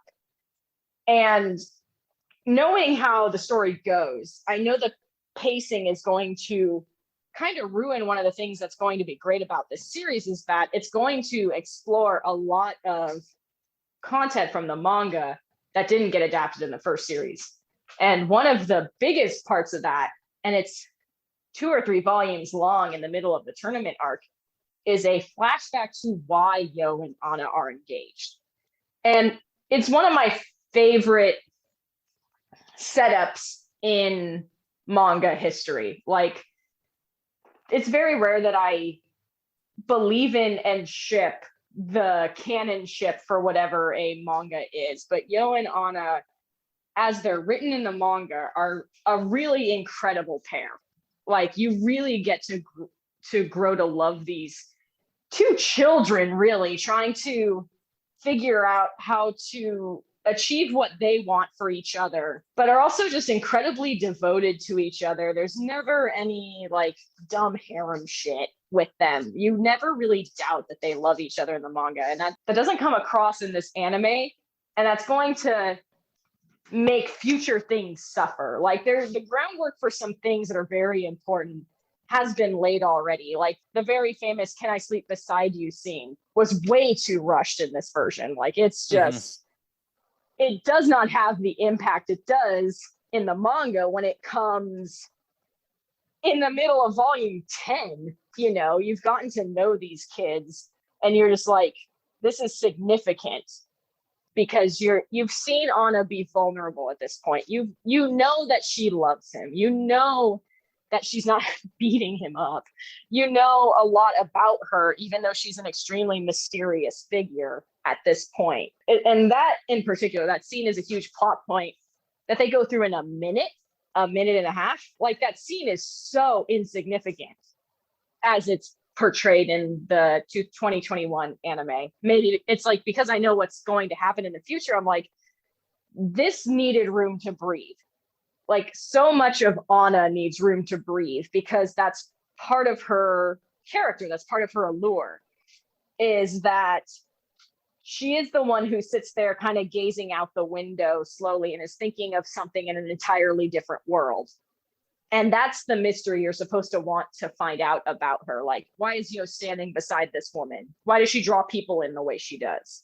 Right. No, and because it, like, they go through like some pretty big story arcs, like even by like the 13th episode for Netflix. It's really just like, it's hard to take in how much development there was for all of the characters. It's the same problem that I and everyone else had with the Soul Hunter reboot that happened, I think, in 2018, if I remember correctly, where they shoved like 52 episodes worth of plot into 24 episodes. Yikes. So you know how that's going to feel. And I think that's because I remember like the one episode that I saw of Shaman King. it basically was just like, okay, I'm in like a filler episode or something like that. I don't think I'm in a very story centric like moment in time. But of course, this was the first episode I've ever seen, so it's like You just have like no idea what's going on. no. So it's like I get it. They're fighting. They're in this tournament. That's all. And then there's all these random characters. We haven't even seen the one black character from this show yet. And That's gonna be interesting. yeah, luckily they did. Like one of the things that this new reboot does is actually fix some of the problematic design choices that the original show had. Let's just call it what it is. The character who is named Jocko now. It's a black man named Choco Love, designed with huge lips and with one of the most crazy stereotypical backstories for a black character I've ever seen. When I say that this manga was important to me, I don't mean that it was free of flaws. Looking back on that, it is horrifyingly bad. They've kind of actually made him, from what they've announced, they're going to make him in line with how 4Kids portrayed him, which probably the better choice. Yeah, no, you look at the design of the old version of the character, and it's like, oh no. It's like anime. We're quite not progressive yet. Going back to the pacing for a second, I just found out on Wikipedia that this new anime is only going to be 52 episodes, which does worry me, but it also explains why the preliminary battles for the shonen fight, like they sped through all of that. Also, the Tao arc is, I think, at most 2 episodes, because I think what they're trying to do is like the point of this reboot is, and I hope that's the case, that this is a chance to actually see the ending through to the end. I think that's the thing. It's like they want to get, it's kind of like what Full Metal Alchemist Brotherhood did.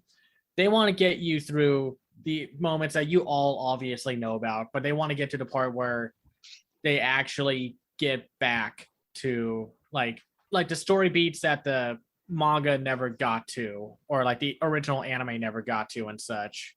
Yeah, I was gonna say, so the end of this 13 episode block is basically the end of where, if you've watched the 2001 anime, that it remained faithful to the narrative. So for some context, like things start diverging wildly around this point in 2001's. Like, even though this was already written, like Lily Rara does not show up in the 2001 anime at all.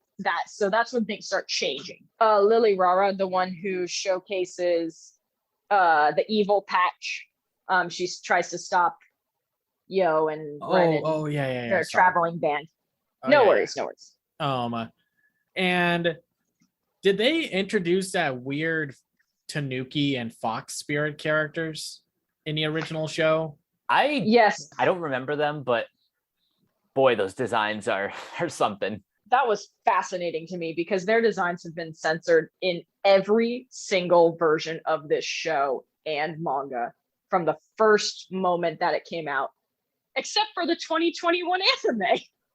Of all things. Like, yeah, no, like I'm not even joking. Like, I went back to the manga I just bought, and that scene where Monta's being I don't know how to say this well, but the scene where Monta's being crushed inside Ponchi's balls while the Ren and Stimpy Ren looking one pisses on him.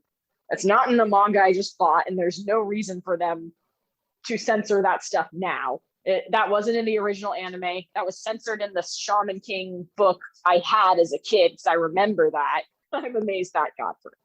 I know, it's funny. It's like, out of all the things to adapt properly, you chose this scene. I mean, and I know we're kind of dunking on this new version just because the pacing is like the biggest sore point of the show, but it's like I still like the characters. I like their interactions. I like the corny shonen-ness of it all.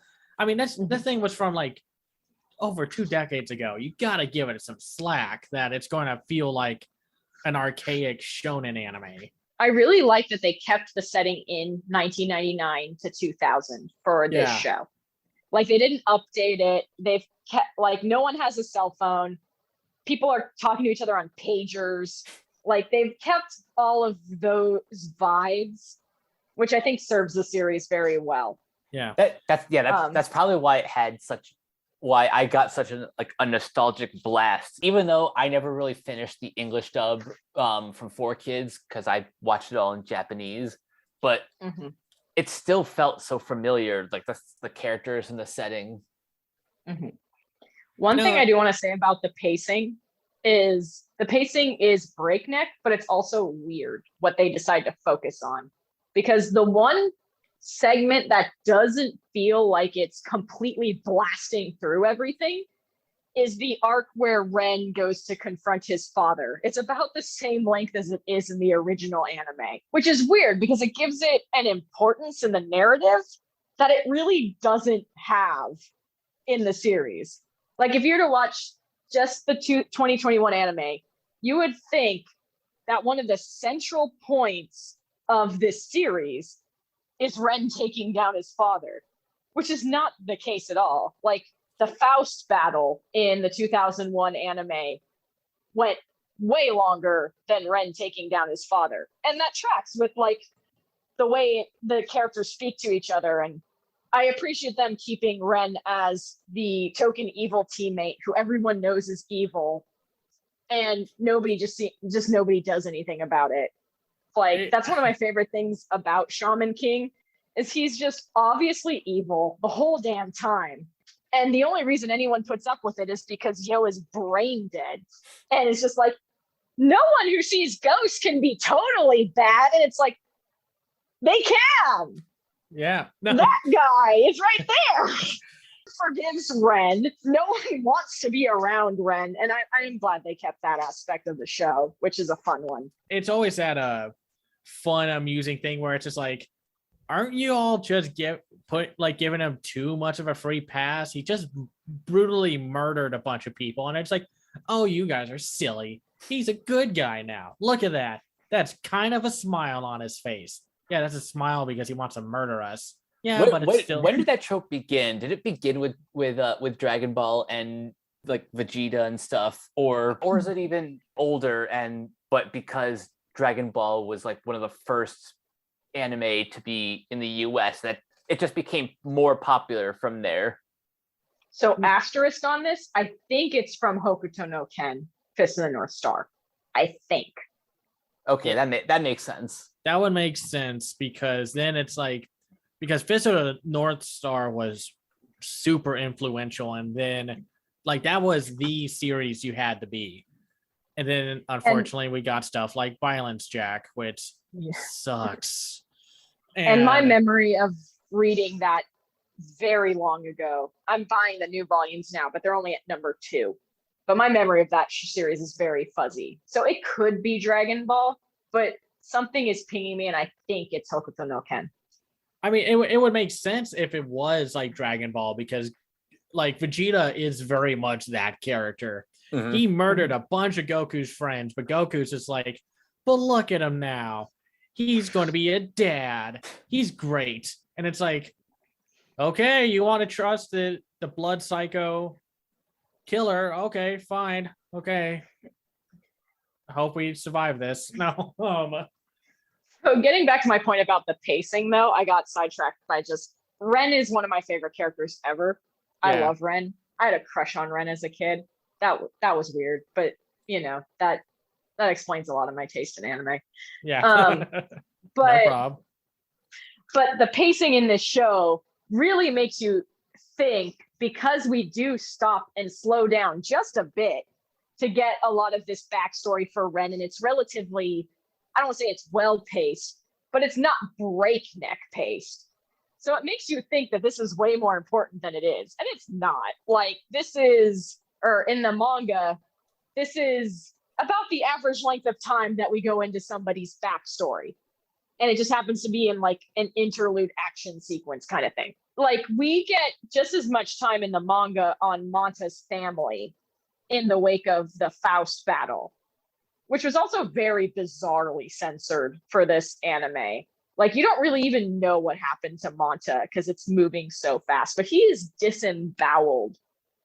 I got that, by but Faust. but the visuals were not telling of that. Like, Exactly. no, and then it's just like, you're going to move to America, Manta. You're going to lose your friends because we're parents that control you, and we're going to take control of your life. And he's like, no, my friendship with Yo has been the best thing to ever happen. Goodbye.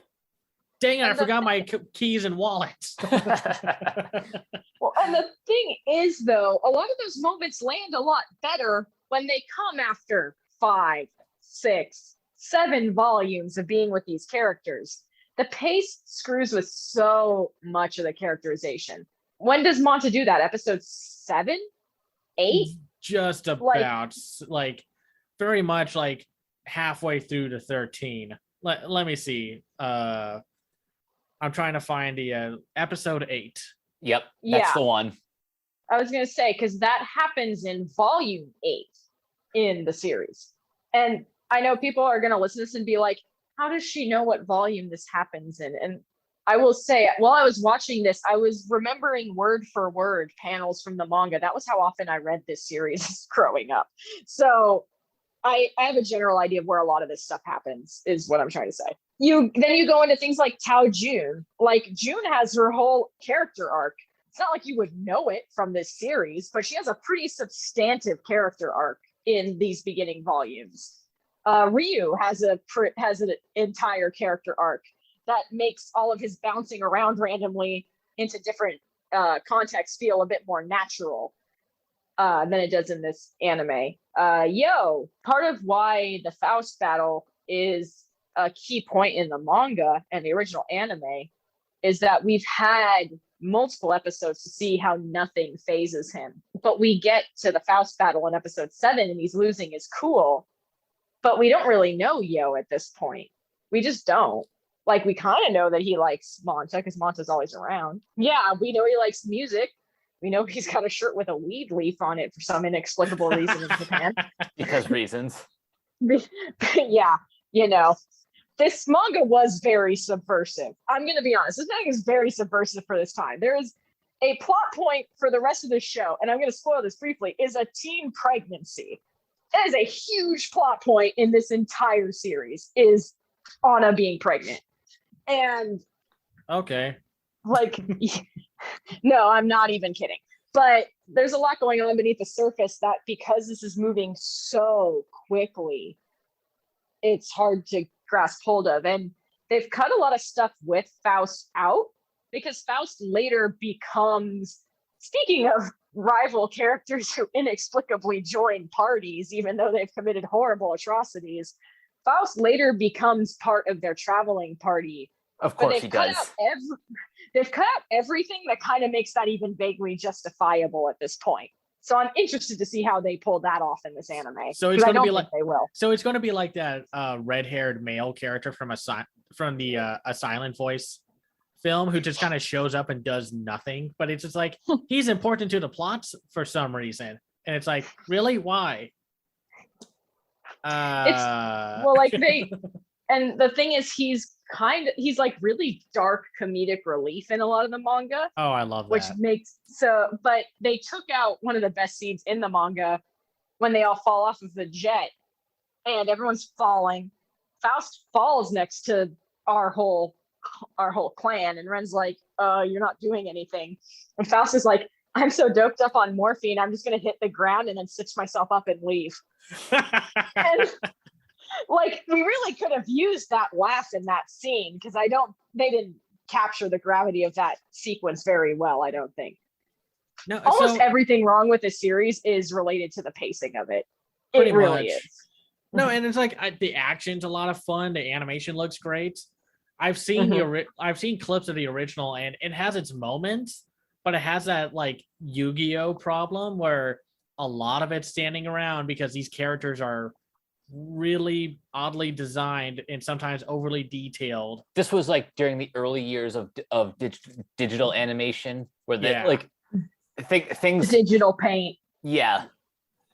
Yeah, so no, it's like you can forgive a lot of that 2003 show for that, or 2001 show for that, just because it's like, yes, we're still trying to work out with digital painting. That's why everything looks a little flat, and we don't know how to animate super detailed characters yet. We don't have a mappa yet. So, but like I still enjoyed it. I enjoyed this way more than Eden Zero. I thought the action was better than Eden Zero. The character dynamics were better. Granted, Rio hitting on every girl that he sees is creepy as hell. And I'm not sure where or why DC Douglas is making him sound kind of like some kind of Elvis individual or something. I bet it's probably like he's probably ad-libbing like as much as he can because of the way that the character is designed. I'm sure. And the visual gag of his pompadour is very funny. And we're about to get into some real weird ass creepy territory with Ryu hitting on people in his vicinity too. And I know what's coming. The character of Lyserg is going to be a whole bag of worms in many ways. So I don't know how they're going to handle this at all. For context, Lyserg, you would see this individual in the opening and such, green hair and all that jazz. So we'll have to see. I'm definitely want to check out this second half because now, like, I'm invested with the story now. I want to see how they go about with talking about Native American culture for one side. I mean, that's the thing with anime. Like when I was watching this, and it's just like, oh, joy, Native American culture through the eyes of anime. Oh, let's pray for the best. One thing I will say for this, a lot of cultural stuff in anime is not portrayed well, and we just talked about Jocko, who is a disaster on literally every front. But they do a relatively good job in the manga regarding general Native American and American culture, which is kind of fascinating in its own weird way. And there are a lot of other cultures that come through in later chapters that, to my memory, which could be faulty because I last read a lot of this when I was at most 14, is at least portrayed respectively, maybe stereotypically, but respectfully in some way. Right. It didn't seem as bad. I've seen bad cultural appropriation and such from anime. One of my favorite shows from the 90s, G Gundam, is wildly, terribly problematic. I'm kind of scared to watch G Gundam now, like through a modern lens. I'm sure it's going to be a lot of popcorn fun to watch, but also be like, oh, right, 90s. All right. Yeah. But anyway, I enjoyed this Shaman King adaptation. I'm definitely looking forward to the second half, and I'm wondering if they will slow down at all, because I feel like the original show was made to have breaks in between story arcs. So overall, I really enjoyed watching this. As far as like what I'm looking forward to, again, if nothing else, I just want a proper conclusion. And yeah, for the rest of the anime to slow down. The pacing is like very intense. At least we've gotten through at least like all of what took like the first anime series more time. So now we can focus on the stuff that the anime didn't cover. So that's exciting. Check it out if y'all already haven't. One last note I want to make is, if you're not into this, Discotek is releasing the 4Kids dub on Blu-ray in October. So you will have a means to watch the original dub if you're so inclined, and they have the original 2001 series TVD. So at some point in the near future, all 3 series will be available for you to compare and contrast. Now that'll be fun to see. And I know we made fun of 4Kids a lot talk in this section, but when you give the writers for 4Kids, or like whoever handles like the current Pokemon stuff and Yu-Gi-Oh stuff as well, like give them a little wiggle room and they can bring in something delightful. Like I still remember from the third Pokemon movie, the one with Entei, and when Team Rocket's in the room with all the unknown in it, James, aka the best character, gives off probably the best line in the movie, where it's just like, I haven't seen this many strange letters since I put out that personal ad. James is a true Pokemon master. I'm just gonna throw that out there. No, it's like that thing where a lot of people are like, who watch original Power Rangers, are like, okay, teens, whatever, whoever. The main characters are Bulk and Skull. It's that kind of mindset. And Rita Repulsa. Yeah. Well, it's like, that's how I think everyone feels about Pokemon, is that like, I know we had to follow Ash, whatever. And then like anytime Team Rocket's on screen, it's like, yay. Anyway, we're the best. Yeah. So now we move on to something that you would not really think Disney would touch. More anime. Because they made an anthology series based off of the Star Wars universe, essentially giving a couple different studios and directors like a pretty sizable budget for each short, and just to say, like, make a short that takes place within the universe. None of these shorts are canon, which I think is the first immediate positive, because you're not tied down to a specific era in Star Wars lore. You can tell any sort of story you want. And also the fact that Disney hired like 7 different anime studios, just from a visual perspective, you get to see, if you're like someone who is very unfamiliar with anime, this is still like comparatively like a small sample size compared to like the rest of the industry. It's varied enough. You get a nice taste of like more styles than just, oh, this is what Star Wars would look like if it was made by the Pokemon people, or if Star Wars looked like Gurren Lagann, which we'll get to the Trigger short in a second. Yeah, so there are 9 shorts in total. We have The Duel, which is animated by Kamikaze Doga, directed by Takanobu Mizuno, which is very much basically a Kurosawa samurai flick, but within the Star Wars universe. It's about a wandering, well, as far as we know, Jedi who wanders into a village that's being overrun by bandits. And even though the village tries their best to fend off the bandits are led by a Sith, and the Ronin steps in, and you think like, oh, this is the Jedi character. Plot twist, or well, they show it in the trailer. The Ronin is a Sith, or an ex member of the Sith army. And it's interesting because that's kind of exactly what a Ronin is. Like, they used to be samurai that were loyal to the Emperor to pretty much till they die. Ronin were like, no, I'm not going to do this. I'm just going to do what I need to distance myself and just wander the countryside, helping out when I can. The literal definition of a Ronin is a samurai without a lord or master. Right.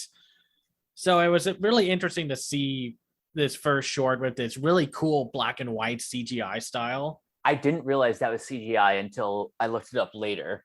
They did a really good job of hiding it with all the details they added. Basically, if they tweaked the animation a little to be smoother, this would look just like Seven Samurai.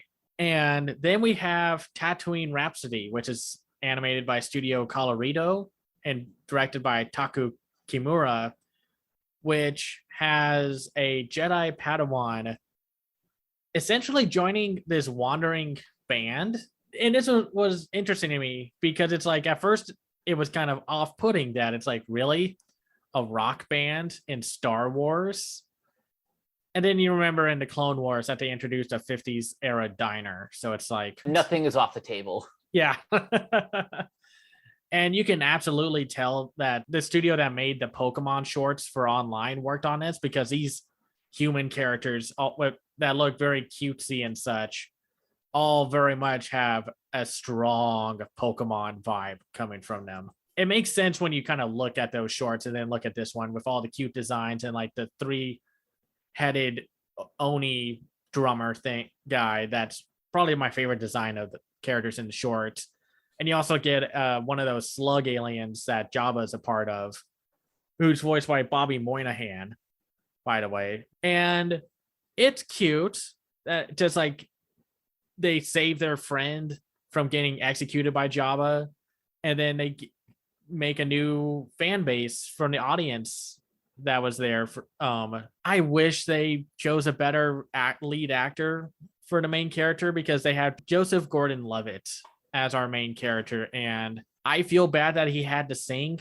I can't blame him for the way they translated the song. I think maybe 2 workarounds they could have done is either they let the song like play out in Japanese, or pick up some like alien language, because not everyone in the Star Wars universe speaks Common.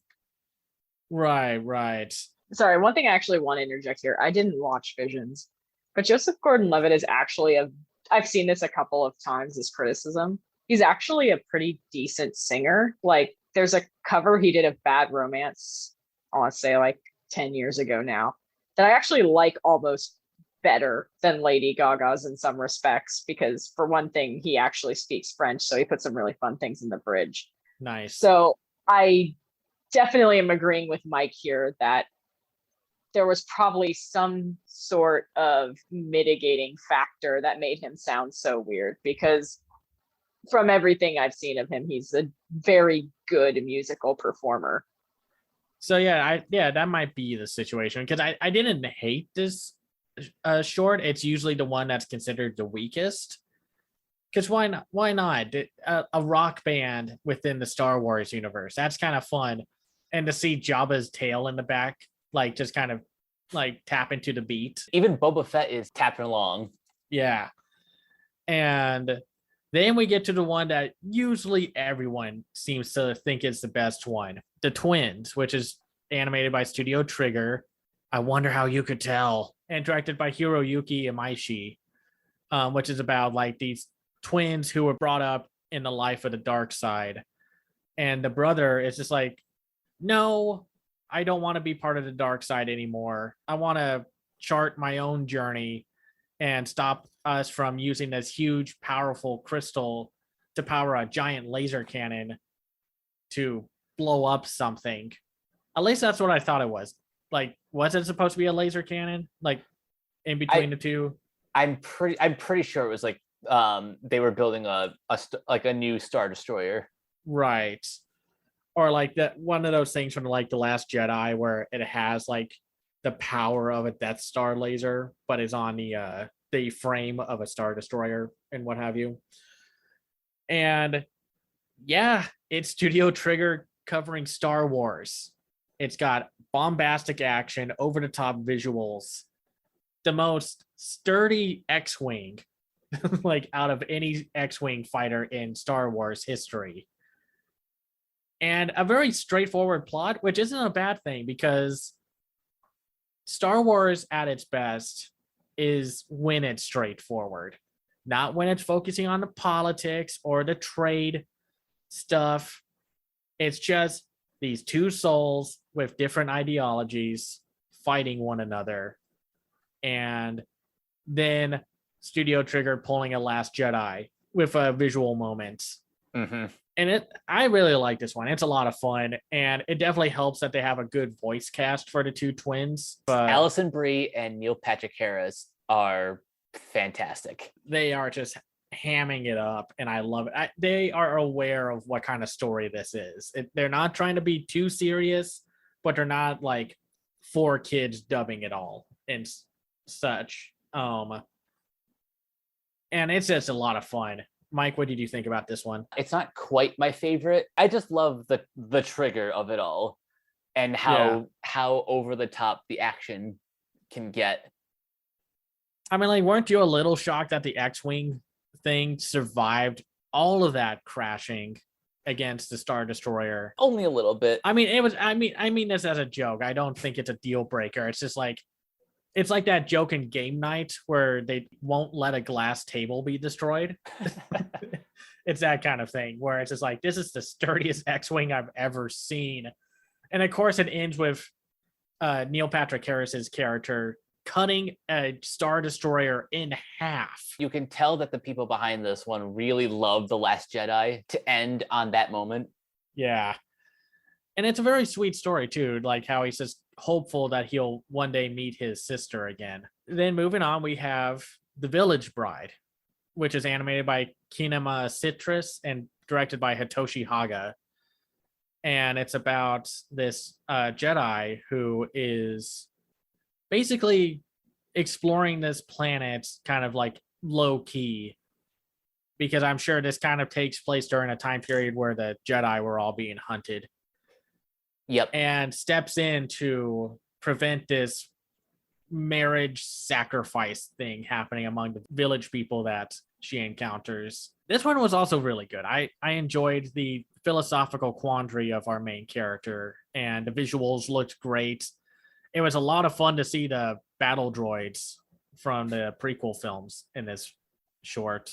I didn't expect that in a short that was otherwise pretty serious and a little bit somber with the whole like sacrifice angle. Yeah. As far as the animation goes and just the overall narrative, this one's like, it's top 5 for me. And this one, I mean, all of these have great voice casts. Our lead character, F, is voiced by Karen Fukuhara, who was Kipo from Kipo and Age of Wonder Beasts. And she's also Glimmer from the She-Ra Netflix series. So that was very cool to me to find out. Because I was like, her voice sounds familiar. Who is she? And then we got like Nicole Bloom as the bride character. And she's been in like OKKO, and she was Emily in that Until Dawn game. Nice. From like almost a decade ago. That's a great horror game. I love that one. And we also have like Christopher Sean and Kari Hiroyuki Tagawa and Andrew Kishino and Stephanie Shea. Like, they're great. Our next short is The Ninth Jedi, which is animated by Production IG and written and directed by Kinji Kamiyama, who, you know what? We actually talked about him recently. Yep.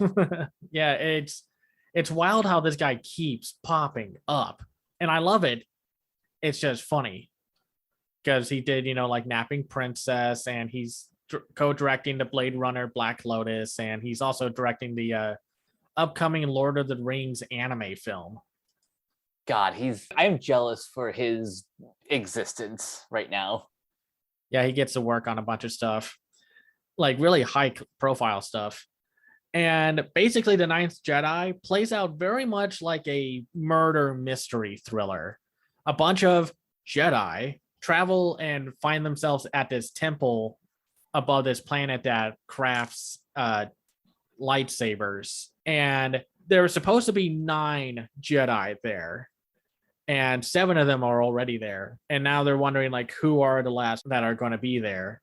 And then on a planet below, a young girl and her Smith father, who makes the lightsabers, gets harassed by the Jedi hunters.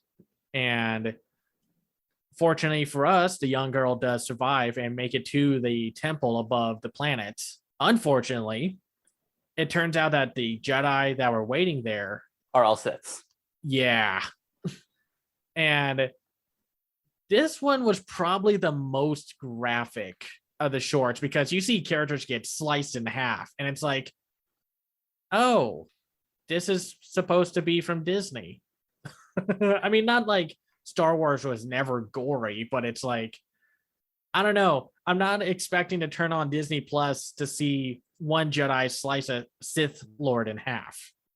Or see like a pretty decent amount of blood.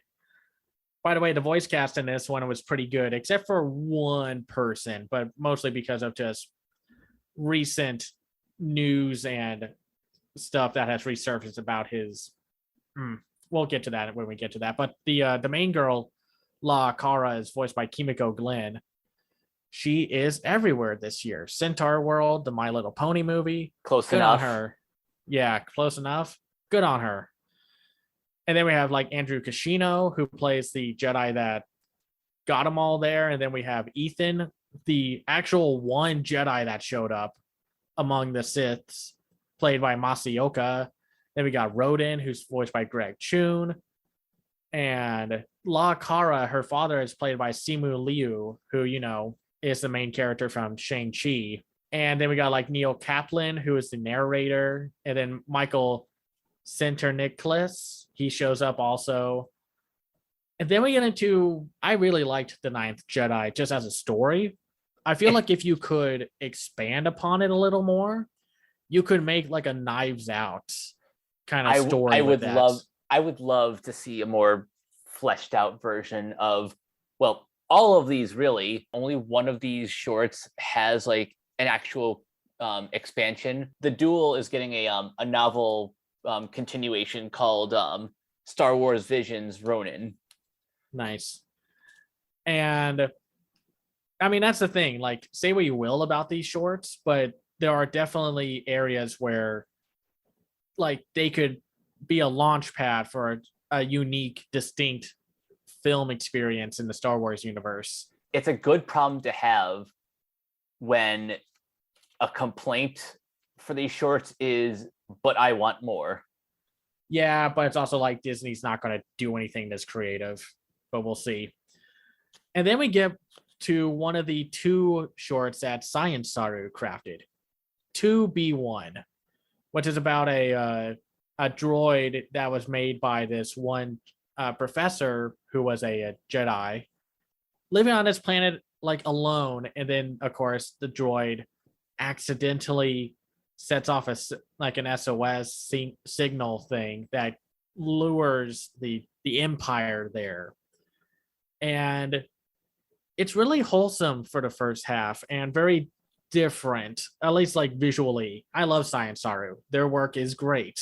You could absolutely tell this was a Science Saru produced short due to the more American cartoony designs of everyone. I mean, it's cute. And then you also, like, by the way, you have Kyle Chandler as Professor Mitaka, which that's his perfect casting. A Jedi Master voiced by Kyle Chandler. Just a great voice cast decision. Oh, of course. So now here's something that I was a little confused about. Was the Sith that showed up a robot?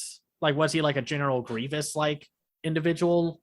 Or did he actually, or was he like a Sith Lord, like with flesh and blood and such? Because the design made him look like a robot. Yeah, I'm actually not sure about this one. I might have to go back and rewatch it. But really what I was kind of focusing in on with this short is Toby, or TOB1's arc, which is very much a parallel between, you know, Pinocchio and Astro Boy.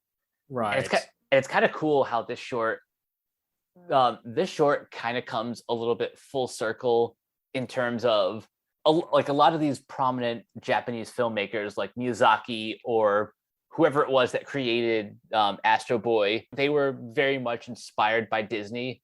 And even some of the designs in this short, like the professor kind of has that classic Disney face. And of course, Toby has like the cartoon eyes with like the little dents.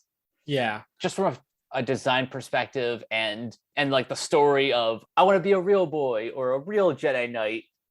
That was cute. And then the second half gets kind of dark. Yeah. No, it's a very distinct short, and yeah, you can tell Osamu Tezuka was a huge inspiration for a lot of these designs. And then we get to episode 7, The Elder, which is the other Studio Trigger anime directed and written by Masahiko Otsuka, which is about a Jedi Master and his apprentice arrive on his planet to take care of some Sith situation that's happening there. And on one hand, I was really kind of curious about the execution of this one because it comes off like a horror thriller at first, just trying to find the source of the evil powers there. And then you meet the Elder, who is this super unassuming And then you find out that Elder is, well, the villain, voiced by James Hong, who's great in this. Like I said earlier, a lot of the voice cast for these shorts are great, but I think one of the other hurdles comes from here with the Jedi Master Tajin Crosser, voiced by David Harbour. I think there's going to be that kind of threading the needle of you either come off as stoic and distant, or you come off very bored sounding. David Harbour did sound bored. It's like they went back to the prequel trilogy of like acting, and I did not like his performance. He's great, just not here. I thought his performance felt a little bit off. It could have been so much worse, but he was towing that line between stoic and kind of half asleep. And maybe he just had a bad day at the studio and just wasn't giving his best. But I don't know, something about it just didn't work. Right. And that's kind of like a thing across the board, except for James Hong, who's just great. He's having the time of his life playing this character. Yeah. No, Jordan Fisher plays the Padawan, and he's better than Harbour, but not by much.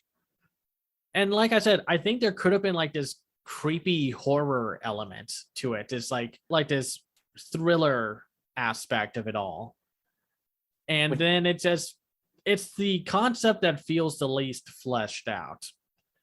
And for a Studio Trigger anime, it doesn't look like a Studio Trigger anime. The action is there, but like the characters aren't like expressive enough in terms of just like going all out via like a Science Saru or what Studio Trigger does in like Brand New Animal from last year or something like that.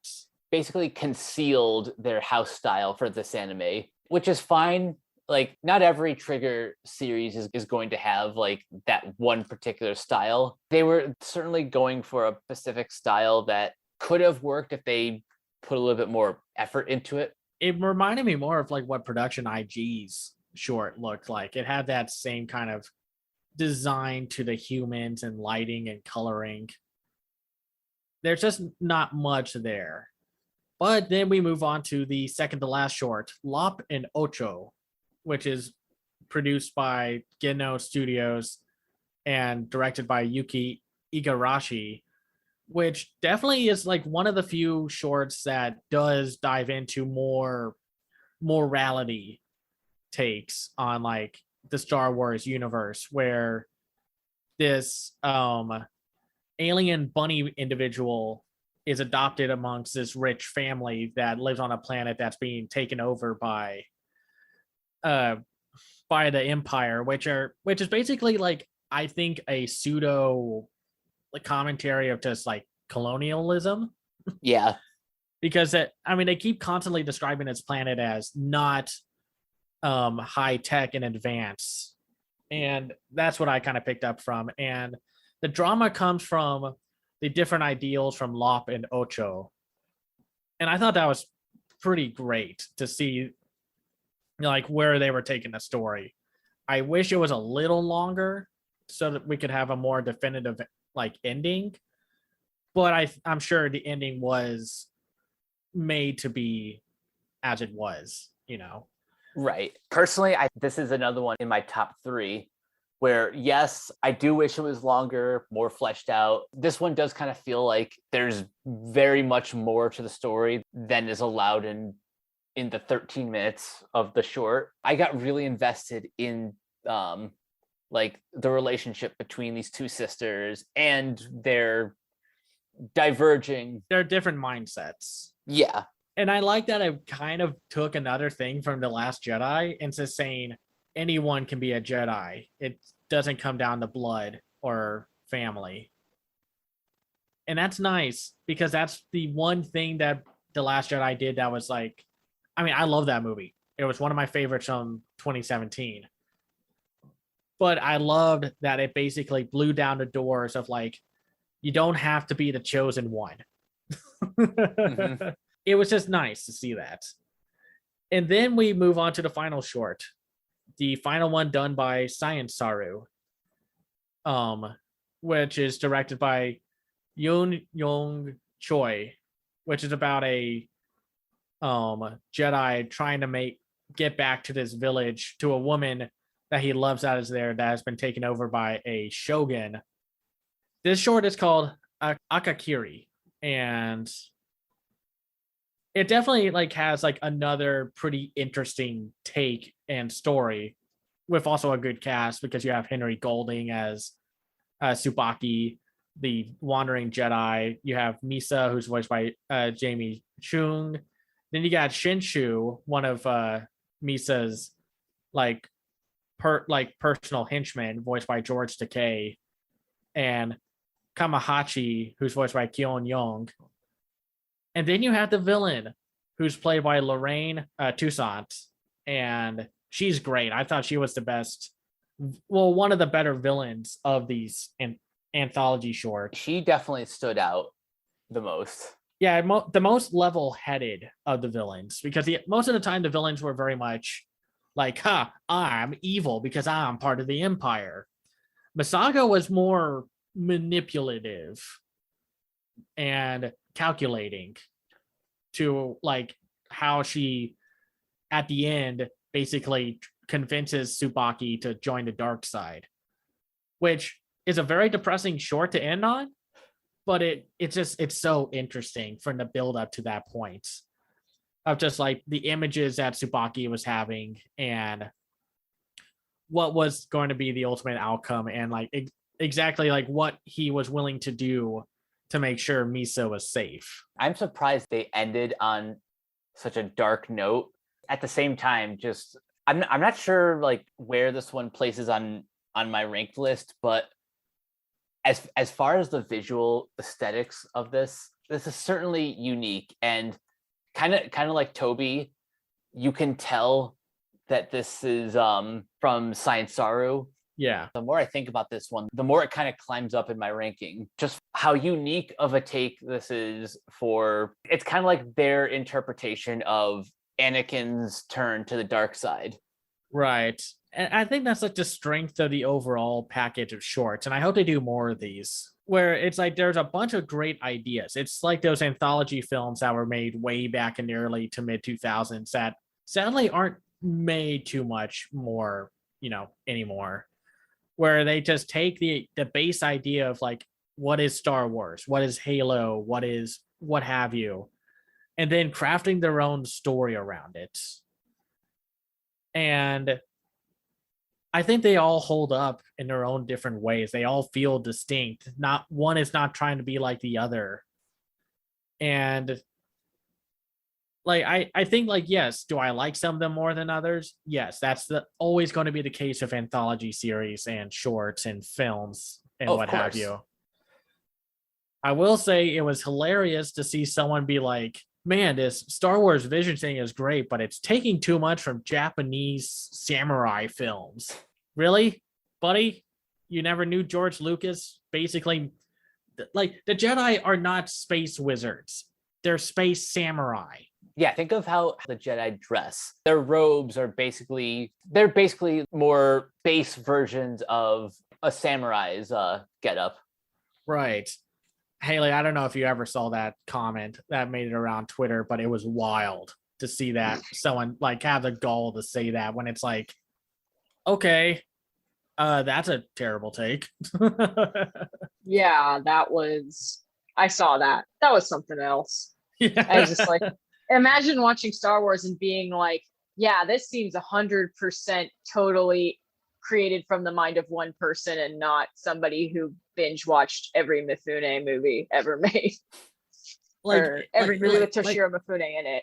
Yeah, like this even comes down to the fact that like Ben Kenobi was supposed to be played by one of those actors from the Kurosawa era samurai films. I forgot which one. I apologize. My samurai film knowledge is very limited. And I can't believe people had the gall to say that. And I hope it was just ignorance and not just someone being a punk.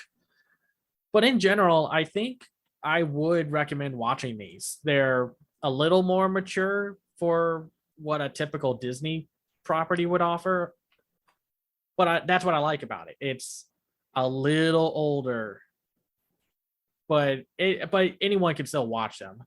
Oh yeah. Like, it's not like they somehow snuck a R-rated Star Wars story into onto Disney Plus, which that would be wild, but Disney's not going to allow that. But I hope they make more, or they actually ask like one of the studios to make a full-length Star Wars film. Oh, that would be awesome. Because one time they did make a Star Wars animated film, it was a pilot movie for the Clone Wars series, and that was not good. I bet Disney is waiting to see how that Lord of the Rings movie that Kenji is directing, if that does like legitimate box office numbers, then they'll be like, hey, why don't we get one of the bigger Japanese filmmakers and do something special? What if they get like the director of Redline to do a movie around pod racing, or I don't know. I was going to say that.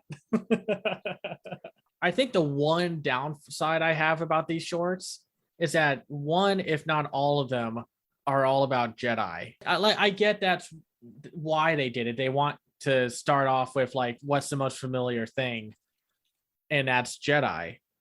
But I wanted to see like a smuggler film, like an animated version of Solo, a Star Wars movie, just something, or something better than that. But like, get someone like who directed the Lupin the First film, or The Great Pretender, or something like that. Oh, that would be. This is what I love about this show existing, is that now that we have a taste of what really creative filmmakers can do when you're not bound by canon, like the possibilities just become endless.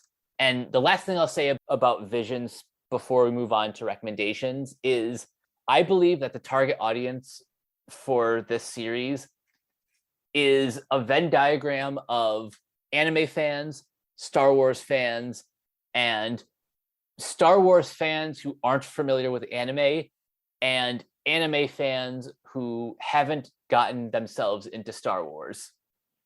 Right. It's a very ambitious batch of shorts, and I hope Disney does more experimenting like that. I want to see them expand their horizons a little. I enjoy some of their work, but I'm ready for them to dive into stuff like this. I want to see them take this kind of mindset with Star Wars and put it into their movies. Agreed. And it's okay to make a non-canon Star Wars movie, even though it would be flipping awesome to see the duel stretched out to feature length and all done in this black and white style and such. There's so much cool stuff they can do, and I'm worried that Disney's not going to take note of that, because as a company, they kind of lack creativity in a lot of ways. That's one of the pros and cons of being a multi-billion-dollar company. It's like, I like that they did this. I want them to do more of it. I will be happy to watch more, but they just need to invest some time and like get the right people to say yes to this stuff. Like, I'm looking forward to that Patty Jenkins Star Wars Rogue Squadron film. That's probably going to be solid. But it's like, but am I going to remember it after watching it? I remember the duel. I remember the twins.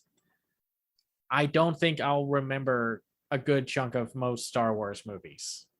So we'll just have to see. But yeah, let's move on to recommendations. I'll start off first, since it's just a really quick one. We forgot to talk about this short last time, and it's the new Pixar Spark short, Nona, which is about a grandmother who wants to watch her favorite wrestling show, but then has to babysit her 5-year-old granddaughter. And it's really cute. It's really sweet. The animation's really good. And it's kind of fun to see Pixar take on wrestling culture. And just like all the different names for all the wrestlers on TV is great. Like, one of them is just named Leg Day. And I love it. And then another one is named like Miss Array, like Misery or something. Like it's like you read it out as, and it's like Misery or something like that, or Miss Payne or something like that. It's very cute. But also at the heart of it all, it is a Pixar short with the connection about family and the grandmother remembering like her, like what is important to her and such. So, and it's got a good dog in it. So That's important. I've got a couple recommendations. One, I don't remember if we talked about this on the last episode, but I watched Doug Days. Those shorts were adorable. It was great hearing Ed Asner one last time. I forgot how funny of a character Doug is. Oh, Doug's great. And I think one of my favorite episodes was the one where Russell. Yeah, the episode where Russell comes in, like he gives the voice, like the voice translator. Yeah, the voice translators to all the other animals, and just chaos ensues. That short might be one of my favorites. I loved that one where, and then like when the fly lands on the voice translator, the fly is just like, I'm going to take a dump on your food later. Bye. That's one of my recommendations. The other ones are, obviously, I'm going to recommend the original Shaman King. Both for fans of the dub, Discotheque is putting that on Blu-ray. I'm personally waiting for the original Japanese audio so I can listen to Oversoul again for the 200th time. My other recommendations, and I'm only bringing this up because Yo really starts to remind me of this character in the best way. I have to recommend Gurren Lagann again. There are certain moments watching the 2021 anime where I could see Yo and Simone becoming like best friends. They both have like that very positive attitude. And then my other recommendation is Batman Gotham Knight, which was probably one of the first times that I got to experience this sort of anime anthology from like an American studio. Right. I think that was like one of the first major, well, it started off with like the Animatrix, and then that just snowballed into everything else. Yeah. Haley, what are some recommendations that you have? So I'll start with the kind of adjacents that I mentioned earlier. Fist of the North Star is being published in really lovely hardcover volumes by Viz. I think they're at volume 2 now. If you've never read Fist of the North Star, it's kind of the template for basically every Shonen Jump manga that followed it. It's definitely worth your time. It's extremely violent, so know that going in. Yeah. But it's definitely worth your time. Also, Shaman King is being republished by Kodansha. So if you liked hearing about Shaman King, but you're sitting there going, I don't have time for 64 episodes or 13 episodes on Netflix, they're releasing the manga in omnibus editions that are pretty easy to take around and read. My other recommendation is actually a YouTube video from Yesterworld, which I enjoy watching because most of the time it's about Disneyland rides, Disney World rides, Imagineering. Right. But they released a video in May called The Troubled History of the Black Cauldron and the Lost Cutscenes. And The Black Cauldron is one of my favorite movies, probably from Disney, probably because of its potential more than what it actually turned out to be. Right. And it came up on my YouTube recommendations a couple of days ago. And it's a very well done look at what went wrong with the Black Cauldron, and does a lot of good investigative work on what was actually cut from the movie, because so much of the Black Cauldron's cuts have become kind of long-term urban legend type information. How much of Katzenberg was mentioned in that video? I'm not remembering specifically. Katzenberg was mentioned, but more of a factor in a lot of what got cut from Black Cauldron was really ratings and the expectations that the Disney name held. So it's interesting. It's definitely worth watching. Yesterworld is a channel I like in general. It's not super animation adjacent, but when they do these dives into animation, they do a good job. And they literally go through the storyboards line by line to show you what was cut, which is fascinating. It's a It's about 40 minutes, so it's a decent chunk of time, but it's worth watching. And in terms of non-intensive documentary stuff, I always like recommending the weird things that shaped my life. So I think Beavis and Butthead Do America is coming out on Blu-ray soon. Nice. So Yeah. if you please go and watch a bit of one of the greatest satires of suburban life ever made. It's still very funny. I haven't watched that movie in years. I need to rewatch it and see. Yeah, so yeah, with that's me. These are the things I enjoy. no, it's great. No, always looking for something distinct and unique to check out. So fantastic recommendations. A great place to end a varied episode. Now, before we get out of here, Haley, where can everyone not find you? You can't find me. If you would like to find me in the Renegade pop culture group, I'm there. But otherwise, no. I am, for all intents and purposes, a spirit who is paired to some 14-year-old shaman out there floating.